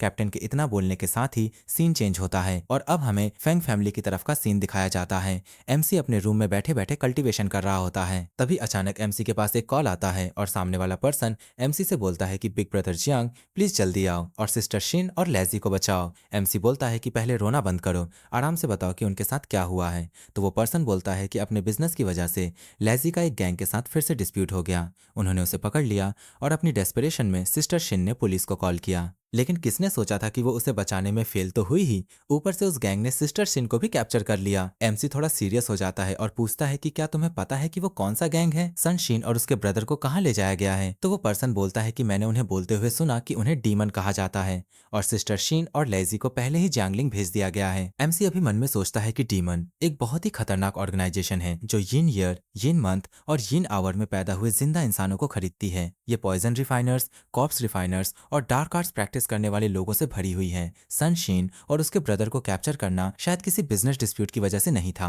इस बात के पूरे चांसेस हैं कि उनका बर्थ टाइम उनकी रिक्वायरमेंट्स को मैच करता था और उन्हें काफी टाइम से टारगेट किया जा रहा था। मैं ओरिजिनली अपने मास्टर से मिलने के लिए जैंगलिंग जाने का प्लान बना रहा था, लेकिन अनफॉर्चुनेटली ब्लैक फैंटम के इंसिडेंट की वजह से मुझे इंटरप्ट होना पड़ा। अब मेरे पास जाने का एक और भी बड़ा रीजन है। इतना सोचने के साथ MC उस पर्सन से बोलता है कि मैं समझ गया डोंगजी, मैं इस मैटर को खुद हैंडल करूंगा। MC अभी जैसे ही घर से बाहर आता है वो देखता है कि यून गेट के बाहर खड़ी है। वो MC से पूछती है कि तुम कहाँ जा रहे हो, मैं तुम्हें राइड दे दूंगी। MC भी मान जाता है और वो उसे स्टेशन पे छोड़ देने के लिए बोलता है। सीन चेंज होता है, दोनों कार लेकर स्टेशन की तरफ निकल पड़ते हैं। MC यून से बोलने लगता है कि किसी को खत्म करने वाली बात अंकल फेंग को ना बताने के लिए थैंक यू। अगर तुम्हें कुछ बोलना है तो सीधा बोलो। तो यून बोलने लगती है कि पिछली बार तुमने मेरी और ब्रदर जिमिंग की जान बचाई थी और मैं इसके लिए बहुत ग्रेटफुल हूँ, लेकिन तुम्हें यह भी पता होना चाहिए अगर तुमने सामने वाले के ब्रदर को खत्म नहीं किया होता तो वो मुझे और ब्रदर जिमिंग को किडनैप नहीं करते।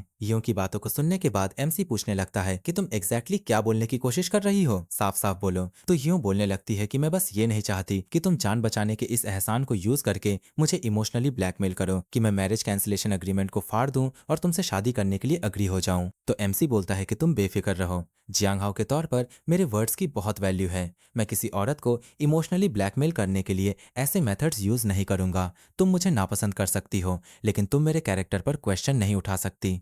यूं माफी मांगते हुए MC को एक कार्ड देने लगती है, कहते हुए कि इसके अंदर 1 मिलियन है जो मैंने सेव किए हैं, तुम अभी के लिए इसे यूज कर सकते हो। तो MC थोड़ा टेंस होते हुए बोलता है कि इसका क्या मतलब है? मैंने तुम्हें बोला था कि मैं तुम्हें इमोशनली ब्लैकमेल नहीं करूंगा और नेचुरली मैं इसके लिए तुम्हारे पैसे भी एक्सेप्ट नहीं करूंगा। यूं फिर भी MC को वो कार्ड देने की कोशिश करती है, लेकिन MC साफ साफ उसे कार्ड लेने से मना कर देता है और बोलता है कि जब से एंगेजमेंट कैंसिल हुई है मेरे मैटर्स का तुमसे कोई लेना देना नहीं है। MC की बातें सुनकर यूं MC से बोलती है कि फाइन, मैं अब कभी भी तुम्हारे मैटर्स में इंटरफियर नहीं करूंगी। माहौल थोड़ी देर के लिए शांत हो जाता है, लेकिन अब MC यून से आखिरी बार के लिए बोलता है कि मैं तुम्हें एडवाइस दूंगा कि तुम वान जिमिंग से अपनी डिस्टेंस बना के रखो। इस तरह का पर्सन अंदर से बहुत सेल्फिश और हॉस्टिलिटी से भरा हुआ है। जियो MC की इस बात को सुनने के बाद गुस्सा हो जाती है और बोलती है कि भले ही ब्रदर जिमिंग ने पहले तुम्हारे साथ अनफ्रेंडली बिहेव किया हो, लेकिन उसके पीछे एक रीजन था। इस तरह से उसकी पीठ पीछे बुराई करना सिंपली तुम्हारी जेलसी है, उसके फैमिली बैकग्राउंड और एजुकेशन से जेलसी। जियो MC को यहाँ और अपमानित करने से पहले ही MC कार को रोकने के लिए बोलता है। MC कार से उतर जाता है। यूं MC से पूछती है कि जियांग हाओ तुम क्या कर रहे हो? तो MC भारी टोन में उससे बोलता है कि अपना ख्याल रखना। कार के अंदर से यूं बोलती है कि तुम सिंपली अनरीजनेबल हो, अच्छे और बुरे में फर्क नहीं कर सकते। जियों के इतना बोलने के साथ ही सीन चेंज होता है। रात के अंधेरे में एक बुलेट ट्रेन को टाउन से दूर कहीं पे जाते हुए दिखाया जाता है। इसी ट्रेन के अंदर हमें MC को भी दिखाया जाता है। वो खिड़की के पास आराम से बैठा हुआ था। तभी अचानक साइड से एक लड़की की आवाज आती है। वो पूछती है, बिग ब्रदर जियांग, क्या ये बिग ब्रदर जियांग है? MC अपनी साइड देखता है और याओ याओ खुशी से हाथ हिलाते हुए बोलती है, बिग ब्रदर जियांग क्या ये सच में तुम हो? हम फिर से मिले। एमसी बोलता है, ये बस एक चांस एनकाउंटर था, हम बस एक बार मिले थे। तभी अचानक साइड से एक लड़का बोलता है, अरे ये तो हॉमिंग का ब्रदर इन लॉ नहीं है, फैंग फैमिली का वो live in son in law. तुम दोनों एक दूसरे को कैसे जानते हो? याओ याओ बोलती है, शिक्षवान इतना रूड मत बनो। तो शिक्षवान बोलता है, कजन मैं बस फैक्ट्स बता रहा हूँ, कोई स्लैंडर नहीं कर रहा। याओ याओ दोबारा से बोलती है, अगर तुम ऐसे ही रूड बने रहे तो मैं तुरंत ट्रेन से उतर जाऊंगी और तुम्हारे साथ जांगलिंग में उस रेसिंग इन्वेस्टर से मिलने नहीं जाऊंगी। इतना बोलने के साथ वो एमसी के पास आती है और पोलाइट होकर बोलने लगती है, बिग ब्रदर जियांग, मैं अपनी कजन की तरफ से अपॉलॉजी करती हूँ, प्लीज इसे दिल पे मत लो। एमसी भी बुरा नहीं मानता। याओ याओ एमसी से पूछती है, क्या तुम भी जियांगलिंग जा रहे हो? ये तो बहुत अच्छा हुआ, हम रास्ते में एक दूसरे का ख्याल रख सकते हैं। एमसी हाँ बोलता है। सीन चेंज होता है जियांगलिंग स्टेशन के बाहर। याओ याओ पूछती है, बिग ब्रदर जियांग, तुम जियांगलिंग में रिलेटिव से मिलने आए हो? एमसी बोलता है, ऐसा ही मान सकती हो। तो साइड से शिक्षवन पूछता है, एक कंट्री बम्पकिन के पास किस तरह के अच्छे रिलेटिव्स हो सकते हैं? ये तीनों आगे की तरफ जा ही रहे थे, तभी अचानक इन लोगों के सामने एक कार आके रुकती है। कार के अंदर से एक लड़का बाहर आता है और बोलने लगता है, शिक्षवान जियांगलिंग में वेलकम। क्या ये वही ब्यूटीफुल कजन है जिसका तुमने मेंशन किया था? शिक्षवान बोलता है, कजन ये लिल मिंग है, ब्रदर मिंग, और ये मेरी कजन जिन हनियाओ हैं। लेकिन अभी एमसी मिंग के बॉडी से एक डार्क और कोल्ड ऑरा अनुभव करता है और मन में सोचता है कि शायद ये लड़का डार्क आर्ट्स प्रैक्टिस करता है। एमसी इतना सोच ही रहा था, तभी अचानक मिंग इनसे पूछता है कि एमसी कौन है? तो शिक्षवान बोलता है, ये जियांग हाओ है, हमारे दोस्त हैं जो हाई स्पीड रेल पर मिले थे। शिक्षवान की बातें सुनकर मिंग एमसी से बोलता है, जब तुम दोस्त हो तो हमारे साथ क्यों नहीं चलते? मैंने होटल में पहले से ही एक बैंक्वेट सेटअप कर रखा है। एमसी इसके लिए साफ साफ मना कर देता है और इसके साथ ही याओ याओ से बोलता है, मैं तुम दोनों को एडवाइस दूंगा कि तुम भी मत जाओ, ये पर्सन अच्छी नियत वाला नहीं है। एमसी की बातें सुनकर मिंग गुस्सा हो जाता है और एमसी से बोलता है, मिस्टर जियांग, ये हमारी पहली मुलाकात है और हमारे बीच कोई दुश्मनी नहीं है, तुम इस तरह मेरे बारे में गलत बातें क्यों बोल रहे हो? शिक्षवान भी मिंग का साथ देते हुए बोलता है, हाँ भले ही मैंने ट्रेन पर तुम्हें live in son in law बोला था, लेकिन मैं सच ही बता रहा था, तुम मेरे दोस्त के बारे में ऐसे कैसे बोल सकते हो? तो अभी एमसी यहाँ से जाते हुए बोलता है, मैंने जो बोलना था वो बोल दिया, अपना ख्याल रखना। याओ याओ एमसी को रोकने की कोशिश करती है, लेकिन साइड से शिक्षवान याओ याओ को एमसी को इग्नोर करने के लिए बोलता है और देखते ही देखते वो दोनों मिंग की कार के अंदर बैठ जाते हैं। कुछ देर बाद मिंग दोनों को एक पुराने खंडर जैसी किसी एक जगह पे लेके आता है। याओ याओ थोड़ा परेशान होकर पूछती है, ये होटल इतना अजीब क्यों दिख रहा है? लेकिन अभी भी इस बेवकूफ शिक्षवान को कुछ समझ में नहीं आता और वो याओ याओ से बोलता है, कजन ब्रदर लिल मेरी रेसिंग कंपटीशन स्पॉन्सर करने वाले हैं, वो हमें किसी बुरी जगह क्यों ले जाएंगे? आगे से तो मिंग भी बोलने लगता है, मिस जिन को शायद पता नहीं होगा, लेकिन भले ही ये होटल बहुत हाई क्लास नहीं दिखता, यहाँ एक्सट्रीमली ऑथेंटिक सिचुआन और शानडोंग क्विजीन बनती है। ये जियांगलिंग का एक स्पेशलिटी होटल है। याओ याओ आजू बाजू देखते हुए दोबारा से पूछने लगती है, अगर ये स्पेशलिटी होटल है तो यहाँ कोई गेस्ट क्यों नहीं है? तो मिंग बोलता है, मिस जिन तुम्हें पता नहीं होगा, लेकिन इस होटल का सबसे एक्सक्लूसिव प्राइवेट रूम अंडरग्राउंड में है। अभी तो ये बेवकूफ शिक्षवान दोबारा से बोलने लगता है, ब्रदर मिंग तुम हमें कोई वाइल्ड गेम तो नहीं खिलाने ले जा रहे? खैर जो भी हो, अभी ये दोनों मिंग के साथ साथ अंदर आ जाते हैं और जो सोचा था वही होता है। मिंग अभी इन दोनों को धक्का मार के एक रूम के अंदर लेके आता है और इस दिमाग से पैदल शिक्षवान को अभी भी कुछ समझ में नहीं आ रहा होता।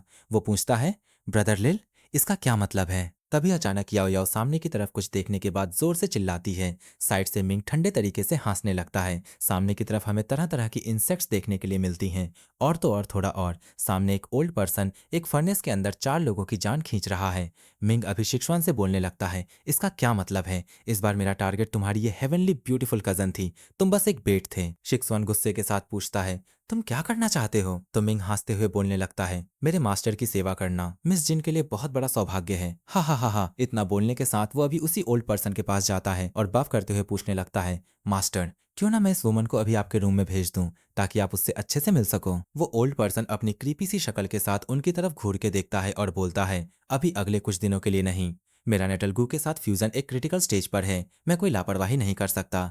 मिंग अभी दोनों को बांध के एक रूम के अंदर लेके आता है जहां पहले से ही और भी बहुत सारे लोग कैप्चर होके रखे हुए थे। याओ तो मन में सिर्फ एक ही बात सोचती है कि बिग ब्रदर जियांग मुझे तुम्हारी एडवाइस नहीं माननी चाहिए थी। तभी अचानक मिंग पूछता है, क्या तुमने कभी डार्क वर्ल्ड में मशहूर नाइटमेयर के बारे में सुना है? तुम्हारा जिन परिवार हमारे डीमन ऑर्गेनाइजेशन के सामने चींटियों से ज्यादा कुछ नहीं है। इतना बोलने के साथ वो यहाँ से जाने लगता है। शिक्षवान अभी याओ से बोलता है, कजन ये सब मेरी गलती है, मुझे उस जानवर की रेसिंग कंपटीशन में इन्वेस्ट करने वाली झूठी बातों पर यकीन नहीं करना चाहिए था। याओ याओ बोलती है, अब पछताने से कुछ नहीं होगा, हमें अपने सामने वाली मुसीबत का सामना करना होगा। याओ याओ अभी अपने पीछे बैठी हुई एक और औरत को देखती है और पूछती है, बिग सिस्टर, तुम्हें यहाँ कितने टाइम से बंद रखा गया है? वो औरत बोलती है, आधे साल से ज्यादा। याओ याओ पूछती है, तुमने भागने की कोशिश क्यों नहीं की? तो वो औरत अपना पेट दिखाते हुए बोलती है, ये जगह एक आयरन बैरल जैसी सिक्योर है। ना सिर्फ भागना इम्पॉसिबल है, बल्कि अगर पकड़े गए तो उस अगली ओल्ड मैन के हाथों इनह्यूमन टॉर्चर सहना पड़ता है। दोनों और भी ज्यादा घबरा जाते हैं। शिक्षवान, जो कि कुछ देर बाद भागने की कोशिश कर रहा था, वो अभी फूट फूट के रोने लगता है और यहाँ पे याओ याओ भी रोने लगती है। इसी बीच हमें याओ याओ के साइड पे सुनशिन को दिखाया जाता है, जिसके लिए एमसी यहाँ आया होता है। वो अभी उदास होकर बोलती है, ब्रदर, बिग ब्रदर जांग, तुम कहाँ हो? सीन दोबारा से चेंज होता है और हमें अभी चिंगजू माउंटेन की तरफ का सीन दिखाया जाता है। एमसी अभी यहाँ आ गया होता है।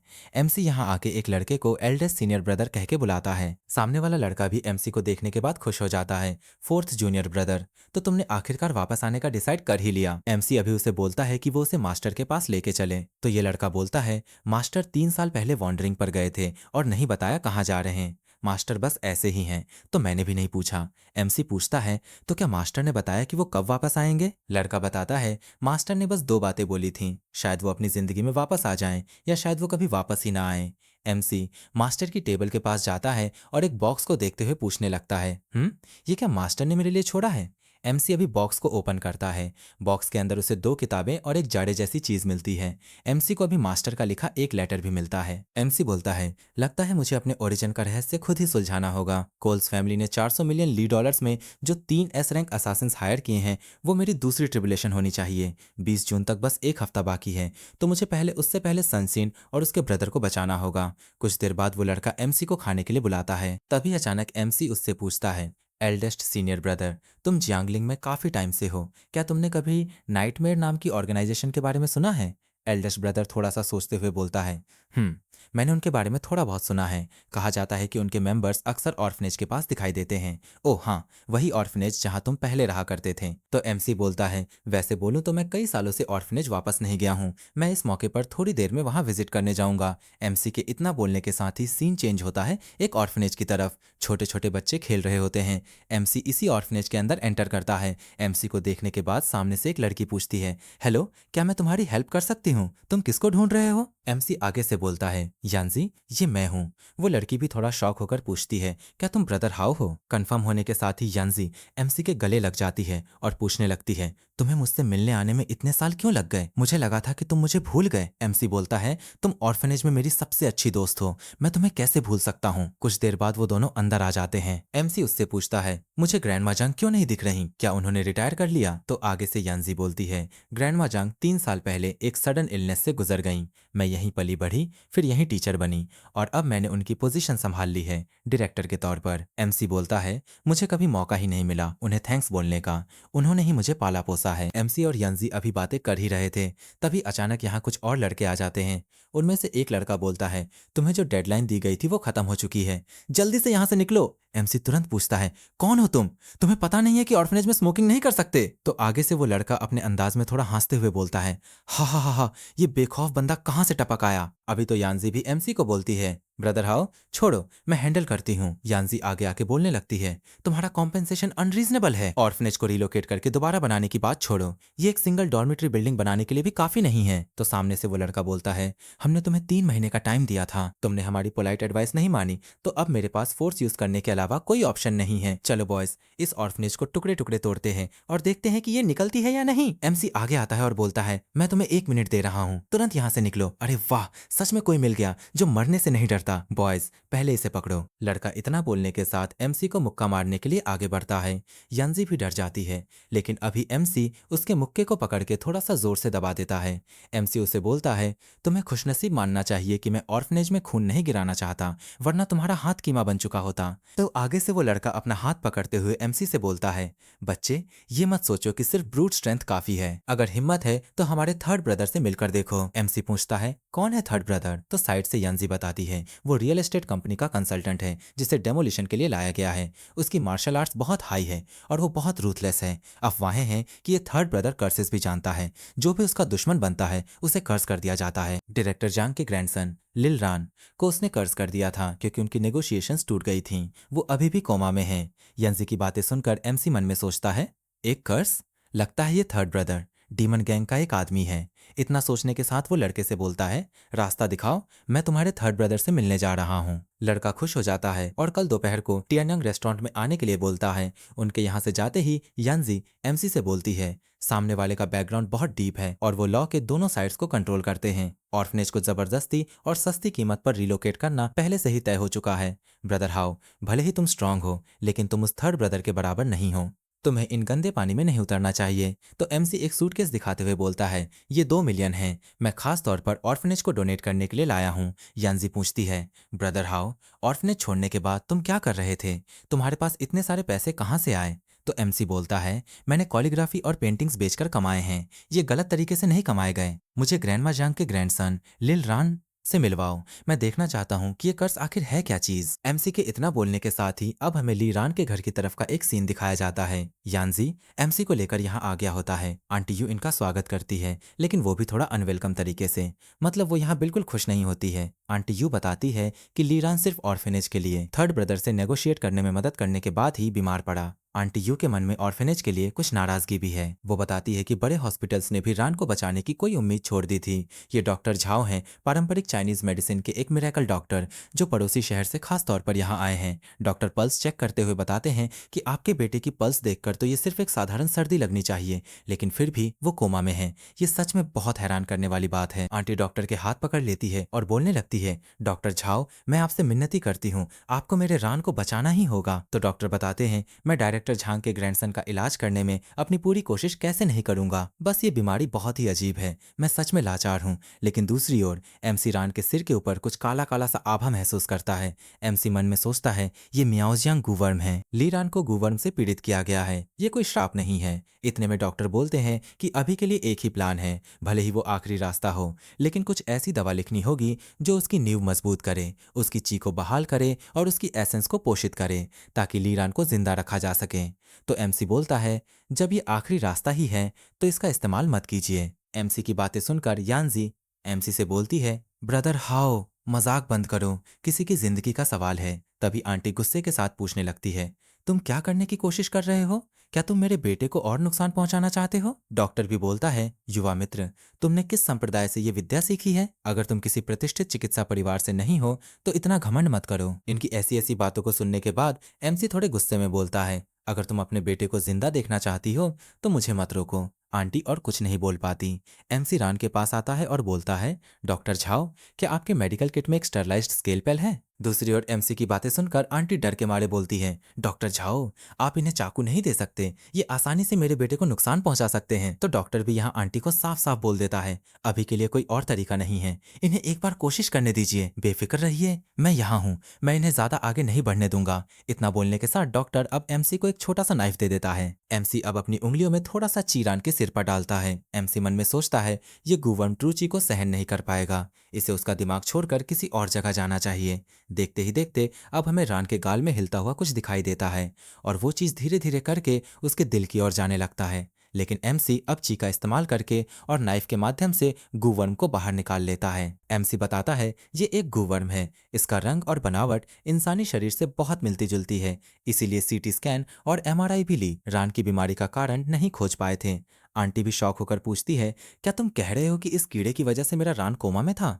अब यानजी एमसी से पूछती है, ब्रदर हाओ, अब जब गूवर्म मर गया है तो लीरान अभी तक जागा क्यों नहीं? एमसी उसके दिमाग में और थोड़ा सा ची डालते हुए बोलता है कि लीरान के दिमाग को गूवर्म ने काफी समय तक नुकसान पहुंचाया है, उसे धीरे धीरे ठीक होने की जरूरत है, मैं उसे थोड़ी ट्रू ची दूंगा जिससे वो जल्दी जाग सकेगा। एमसी इतना बोल ही रहा था, तभी अचानक रान धीरे से अपनी आंखें खोलता है। वो पूछता है, माँ, आज हमारे घर इतने सारे मेहमान हैं? उसकी माँ तो बहुत ही ज्यादा खुश हो जाती है। तभी अचानक डॉक्टर एमसी के पास आता है और झुकते हुए बोलता है, मिस्टर जियांग, आपके चिकित्सा कौशल अद्भुत हैं, कृपया मेरी पिछली जल्दबाजी और धारणा को माफ कर दीजिए। तो एमसी डॉक्टर से बोलता है, कोई बात नहीं, गूवर्म का मामला चिकित्सा की श्रेणी में नहीं आता, इसलिए डॉक्टर झाओ का इसे सुलझा ना पाना स्वाभाविक है, बस मेरी किस्मत अच्छी थी। कुछ देर बाद एमसी और यानजी यहाँ से जाने लगते हैं। आंटी यानजी को रान को बचाने के लिए थैंक्स बोलती है। अरे यार, उम्र के साथ साथ आंखें भी गईं क्या? एमसी ने बचाया है तुम्हारे घर के चिराग को, ना कि ये लड़की। खैर, जो भी हो, अब सीन चेंज होता है। अगले दिन सीधा तियायांग टावर की तरफ का सीन दिखाया जाता है और एमसी यहाँ आ गया होता है। एमसी अभी देखता है कि यानजी भी यहाँ दो और लोगों के साथ आया होता है। एमसी जब उसको पूछता है कि वो यहाँ क्या कर रहा है तो यानजी जवाब में बोलता है कि वो एमसी की मदद करने के लिए कुछ लोगों को लेकर आया है। दूसरी ओर टावर के अंदर वो लड़का अभी मिंग से बोल रहा होता है, थर्ड ब्रदर, उस बच्चे में थोड़ी ताकत है, शायद ऑर्फनेज ने किसी बाहरी गुंडे को हायर किया है। तो मिंग बताता है, बस एक कीड़ा, जैसे ही हम उसे कुचलेंगे ऑर्फनेज को भी तोड़ देंगे। तो लड़का बोलता है, बिल्कुल, आपके होते हुए तो स्वर्ग के राजा को भी घुटने टेक कर गीत गाना पड़ेगा। ये लोग बातचीत कर ही रहे थे, तभी अचानक एमसी यहाँ आ जाता है। एमसी को देखने के बाद मिंग उठ खड़ा होता है और बोलने लगता है, ब्रदर जियांग, जो बोओगे वही काटोगे, हम फिर मिले। एमसी बोलता है, हाँ सच में। एमसी अभी मन में सोचता है, तो ये वो ही है, लगता है जिन हानियाओं के भाई बहन और सून शिन्याओं के भाई बहन दोनों इसके हाथों में हैं। बिल्कुल सही समय पर मैंने कुछ हार्ड डिवोरिंग गू पाले हैं, मैं तुम लोगों को शानदार तरीके से सबक सिखाऊंगा। एमसी इतना सोचने के साथ एक सीट पर बैठ जाता है। मिंग पूछने लगता है, मुझे ये जानना है कि ब्रदर जियांग ऑर्फनेज के विध्वंस के मामले में फैसले ले सकते हैं। एमसी बोलता है, बिल्कुल। मिंग एक ड्रिंक लेकर आते हुए एमसी से दोबारा बोलता है, लेकिन पहले ही साफ कर दूं, अगर तुम विध्वंस का मुआवजा बढ़वाना चाहते हो तो भूल जाओ। एमसी बोलता है, मुझे पता है। तो मिंग बोलने लगता है, तो फिर ब्रदर जियांग ने खास तौर पर मुझसे मिलने की इच्छा क्यों जताई? एमसी जवाब देता है, कुछ खाना और थोड़ी वाइन पीने के लिए। एमसी की बात सुनकर मिंग 4 ग्लास में वाइन डालने लगता है, चारों के लिए। एमसी मिंग से बोलता है, खाना खाने के बाद मुझे उम्मीद है कि तुम हमें अपनी डेमोलिशन कंपनी के बॉस से मिलवाओगे। मिंग थोड़ा क्रिपी सा स्माइल करते हुए बोलता है, कोई समस्या नहीं, खाना खत्म होने के बाद मैं सबको वहां ले चलूंगा, चारों की सलामती के लिए एक टोस्ट। और इसके साथ मन में सोचता है, तुम मेरे मास्टर से मिलना चाहते हो, देखते हैं तुम्हारे पास जीने की हिम्मत है या नहीं। मिंग मन में इतना बोल ही रहा था, दूसरी ओर एमसी 4 ग्लास को अच्छी तरह से देखने लगता है। एमसी को पता चल जाता है कि मिंग ने यहाँ ड्रिंक के अंदर गू मिला चुका है। एमसी अचानक से बोलने लगता है, वाइन का ये पहला ग्लास सच्चाई दिखाता है, मैं एक बड़ा घूंट लूंगा। और इसके साथ वो चारों ग्लास की ड्रिंक को एक ही ग्लास में डालता है और पूरा का पूरा खुद पी जाता है। मिंग शॉक हो जाता है और पूछता है, तुम्हें किसी और की वाइन पीने का क्या अधिकार है? एमसी भी ठंडी आवाज के साथ बोलता है, पीली तो पीली, अब तुम क्या करोगे? मिंग और भी ज्यादा शॉक हो जाता है और बोलता है, ये वाइन बहुत तेज है, मुझे बस डर था कि ब्रदर जियांग एक साथ ज्यादा पीने से ठीक नहीं महसूस करेंगे। तो अब एमसी मिंग से बोलता है, अगर ऐसा है तो बाकी की वाइन मत पीते हैं और सीधे तुम्हारे बॉस से मिलने चलते हैं। एमसी के इतना बोलने के साथ ही सीन चेंज होता है, उसी टूटे फूटे होटल की तरफ। मिंग का मास्टर एक बाउल लेकर नीचे गिरा पड़ा, एक आदमी के पास जाने लगता है। आदमी के पेट से जो कीड़ा बाहर निकला था उसको उसी बाउल के अंदर ले लेता है। ऊपर याओ याओ और सिक्सवान भी होते हैं। ये ओल्ड मास्टर बोलता है, डरो मत छोटी बच्ची, चूंकि तुम इतनी सुंदर हो, मैं तुम्हारे साथ ऐसा नहीं करूंगा। जैसे ही मैं हार्ट डिवोरिंग गू के साथ पूरी तरह से एकीकरण कर लूंगा, मैं तुम्हारे साथ रहूंगा और हर संभव तरीके से तुम्हें प्यार दूंगा। सिक्सवान अभी चिल्लाते हुए बोलता है, बूढ़े, हिम्मत है तो मुझसे लड़ो, कमजोर औरत को परेशान करना कैसी बहादुरी है। याओ याओ भी चिल्लाते हुए बोलती है, अगर तुमने मेरे साथ कुछ गलत किया तो मैं अपनी जान दे दूंगी, मरने के बाद मैं यकीनन एक बदला लेने वाली आत्मा बनूंगी और तुम्हारी जान लूंगी। याओ याओ ऐसा बोल ही रही थी, इतने में ओल्ड मैन उसको गोद में उठा लेता है और बोलता है, क्या तुम सोचती हो कि जिस औरत पर मेरी नजर है वो बस चाहने पर अपनी जान दे सकती है? मुझे लगता है मुझे तुम्हें अभी ही ले जाना चाहिए। ओल्ड मैन याओ याओ को लेकर यहाँ से जाता उससे पहले एमसी यहाँ मिंग के साथ आ जाता है। एमसी को देखने के बाद याओ याओ चिल्लाती है, बिग ब्रदर जियांग, मेरी मदद करो। दूसरी ओर ओल्ड मैन पूछता है, क्या इस इंसान के पास भी यिन नेचर फिजिक है? तो मिंग थोड़ा मुस्कुराते हुए बोलता है, नहीं, ये ऑर्फेनेज का हेड है, इसने कहा कि एक बार आपसे मिलकर ये ऑर्फेनेज के विध्वंस के लिए राजी हो जाएगा। ओल्ड मैन याओ याओ को छोड़ देता है और शौक होकर पूछता है, क्या तुम भी लिलमिंग की तरह मुझे अपना मास्टर बनाना चाहते हो? तो तभी एमसी एकदम रबाये की तरह बोलता है, मेरा कोई और मतलब नहीं है, मैं बस तुम्हें खत्म करना चाहता हूँ। ओल्ड मैन गुस्से से दांत पीसता है और बोलता है, घमंडी बच्चे, ये बूढ़ा इंसान सुनिश्चित करेगा कि तुम्हारी हड्डियां भी ना बचें, तुम्हें सड़े हुए पानी में बदल दूंगा। इतना बोलने के साथ वो एमसी के ऊपर हमला कर देता है, लेकिन एमसी बहुत ही आसानी से हमलों को डॉज करके ओल्ड मैन का हाथ पकड़ लेता है और बहुत जोरदार एक किक मारता है। ओल्ड मैन मिंग की साइड से होता हुआ दीवार पर जा चिपकता है। ओल्ड मैन के मुंह से खून निकलने लगता है। मिंग ओल्ड मैन से पूछता है, मास्टर आप कैसे हैं? तो ओल्ड मैन पूछता है, निकम्मे शिष्य, तू मेरे पास किस तरह का इंसान ले आया? दूसरी ओर सिक्सवान एमसी की ऐसी ताकत देखने के बाद बहुत खुश हो जाता है। एमसी ओल्ड मैन के पास आने लगता है। मिंग उसको रुकने के लिए बोलता है, तो एमसी अभी भारी टोन में बोलता है, घबराओ मत, पहले मैं इस बूढ़े को खत्म करूंगा, फिर तुम्हारी बारी आएगी। लेकिन अभी मिंग हंसते हुए बोलने लगता है, तुम्हें शायद पता नहीं होगा, लेकिन जो 4 ग्लास वाइन तुमने पहले पी थी उन सब में मेरा हार्ट डिवोरिंग गू मिला हुआ था। जियांग हाओ, जल्दी से घुटनों पर आकर मेरे मास्टर से माफी मांगो। मिंग की बातें सुनकर ओल्ड मैन बोलने लगता है, जब तक तुम अभी घुटनों पर आकर मुझसे माफी मांगते हो, मैं खुद तुम्हारे लिए हार्ट डिवोरिंग गू को बाहर निकाल सकता हूँ। 61 शौक होकर बोलता है, अगर वो हार्ट डिवोरिंग गू इतना खतरनाक है तो मुझे डर है। बिग ब्रदर जियांग बहुत बड़ी मुसीबत में है। डर का माहौल चल ही रहा था, लेकिन तभी अचानक एमसी ड्रिंक के अंदर जितने भी गू वर्म थे उन सबको थूक मारकर बाहर निकाल देता है। अरे, तुम्हारे चारों हार्ट डिवोरिंग गू यही हैं? पहले तो मिंग को विश्वास नहीं होता, लेकिन वो अब देखता है कि ये तो सच में वही गू हैं। ओल्ड मैन डर जाता है और एमसी को एक राक्षस बोलता है। एमसी अब अपना किलिंग इंटेंट निकालता है और बोलता है, ठीक है, तुम्हारा गुवर्म मर गया, अब तुम्हारी बारी है। इतना बोलने के साथ एमसी अब ओल्ड मैन के छाती पर बहुत जोरदार एक लात मारता है और लात का इम्पैक्ट इतना ज्यादा होता है कि ओल्ड मैन की हड्डियां टूट जाती हैं। मिंग डर के मारे यहाँ से भागने की कोशिश करने लगता है, लेकिन एमसी नीचे पड़े एक कैन को जोर से लात मारकर उसके सिर पर दे मारता है। अभी ओल्ड मैन बोलता है, तुम मुझे नहीं मार सकते, मैं हनान प्रांत में नाइटमेयर का हेड हूँ। अगर तुमने मुझे मारा तो वो यकीनन तुम्हें आखिर तक ढूंढेंगे। तो एमसी बोलता है, ऐसा है, मैंने तुम्हारे पूर्वी यूरोपीय बॉस को भी खत्म करने की हिम्मत की थी। क्या तुम मुझसे तुम्हारे जैसे छोटे मोटे हनान बॉस की परवाह करने की उम्मीद करते हो? एमसी की बातें सुनकर ओल्ड मैन शॉक हो जाता है और डरते हुए एमसी से पूछने लगता है, तुम वुल्फ किंग हो, असैसिन्स के किंग के नाम से मशहूर, लेकिन क्या तुम 1 साल पहले मरे नहीं थे? एमसी अपने पैर को थोड़ा सा उठाते हुए बोलता है, मरे हुए इंसानों को ज्यादा जानने की जरूरत नहीं होती। और धरती पर ओल्ड मैन का खेल खत्म हो जाता है। कुछ देर बाद माहौल जब पूरी तरह से शांत हो जाता है, याओ याओ एमसी को थैंक्स बोलती है और इसके साथ ही ये भी बोलती है, पहले जो कुछ भी हुआ वो सब मेरी गलती थी। बिग ब्रदर जियांग, तुमने मुझे एक बार फिर बचाया। तो एमसी बोलता है, तुम्हें थैंक्स बोलने की जरूरत नहीं, तुम्हें बचाना बस रास्ते में था। कृपया बाकी इन लोगों की रस्सियां खोलने में मदद करो। ऊपर एक औरत और 2 आदमी तुम्हारी मदद के लिए इंतजार कर रहे हैं। एमसी अब सुनशिन के पास आता है और मन में सोचता है, शुक्र है वो अभी भी यहाँ है। मुझे माफ करना रेड वुल्फ, मैं एक बार फिर तुम्हारे परिवार की रक्षा करने में नाकाम रहा। एमसी अपनी ची का इस्तेमाल करके उन दोनों के शरीर से गू वर्म को बाहर निकाल लेता है। सीन चेंज होता है। एमसी अब यानजी से बोलता है, मैं तुम्हें इन पीड़ितों को हॉस्पिटल ले जाने और उनकी देखभाल करने के लिए कष्ट दूंगा। तो यानजी अब एमसी से पूछती है, क्या तुम हॉस्पिटल नहीं जा रहे? तुम और कहाँ जा रहे हो? एमसी बोलता है, डेमोलिशन कंपनी का मामला निपट गया, मुझे उस बॉस से जाकर बात करनी होगी जिसने ऑर्फेनेज की जमीन खरीदी है। तभी याओ याओ एमसी से पूछती है, बिग ब्रदर जियांग, तुम कहाँ जा रहे हो? तो एमसी उसको बोलता है, मुझे कुछ काम है, मेरे पीछे मत आओ। तो याओ याओ बताती है, मैं तुम्हारी मदद कर सकती हूँ, मुझे भूगोल का बहुत शौक है, मैं ना सिर्फ जियांगलिंग बल्कि पूरे हुआक्सिया से अच्छी तरह वाकिफ हूँ। अगर तुम यात्रा कर रहे हो तो मेरे साथ जाना सबसे अच्छा रहेगा। तो एमसी पूछता है, तुम हुआक्सिया के हर हिस्से से वाकिफ हो? तो क्या तुम जियांग झील के पास क्लियर ब्रीज पेवेलियन को जानती हो? याओ याओ बोलती है, बिल्कुल, मैं वहां पहले भी गई हूँ। ये पड़ोसी प्रांत में है, लेकिन जियांग झील बड़ी नहीं है और मैप पर भी नहीं दिखती, जिससे क्लियर ब्रीज पेवेलियन ढूंढना और भी मुश्किल हो जाता है। बिग ब्रदर जियांग, अगर तुम जियांग झील जा रहे हो तो मुझे साथ ले जाना बहुत सुविधाजनक होगा। मैं खाने, कपड़ों, रहने और सफर में कोई नखरे नहीं करूंगी। याओ याओ की बातें सुनकर एमसी उसको बोलता है, ठीक है, तुम हॉस्पिटल जाओ। याओ याओ बहुत ही ज्यादा खुश हो जाती है और इसी के साथ सीन भी चेंज होकर एक मोटे से आधे टकले पर्सन की तरफ आता है और ये पर्सन एक साथ 4-4 चाय के प्याले भर भर के पी रहा होता है। तभी अचानक यहाँ एमसी आ जाता है। एमसी यहाँ आते ही गुस्से के साथ पूछता है, तुम वोंग डेलोंग ही हो ना?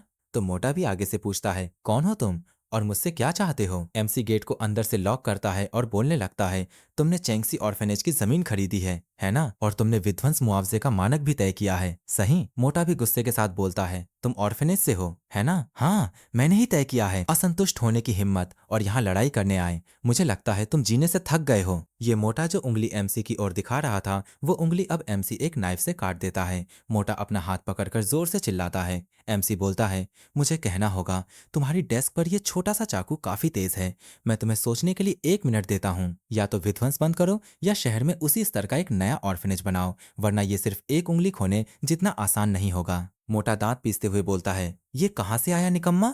ताई सुई को चुनौती देने की हिम्मत, मैं तुमसे 10 गुना बदला लूंगा। इतना बोलने के साथ वो मिंग को कॉल करता है, लेकिन आगे से मीठी आवाज में बोला जाता है, हेलो, आपके द्वारा डायल किया गया नंबर अस्थायी रूप से अनुपलब्ध है, कृपया बाद में फिर से कोशिश करें। तभी एमसी मोटे को बोलता है, अगर तुम डेमोलिशन कंपनी के लिलमिंग को कॉल कर रहे हो तो मैं सलाह दूंगा कि छोड़ दो। मोटा पूछता है, तुम्हारा क्या मतलब? तुम लियूमिंग को जानते हो? क्या वो घर वापस चला गया? तो एमसी एटीट्यूड के साथ बोलता है, हाँ, वो घर वापस चला गया, लेकिन उसका पुराना घर नीचे अंडरवर्ल्ड में है और उसका मास्टर यांग को भी मैंने रास्ते में भेज दिया। मोटा डर जाता है और बोलने लगता है, असंभव, वो गू मास्टर थे, तुमने उन्हें कैसे खत्म कर दिया? मेरी जान बख्श दो हीरो, मैं अभी ऑर्फेनेज का विध्वंस रोकने का एग्रीमेंट लिख देता हूँ। इतना बोलने के साथ वो एक डॉक्यूमेंट पर अपना साइन कर देता है।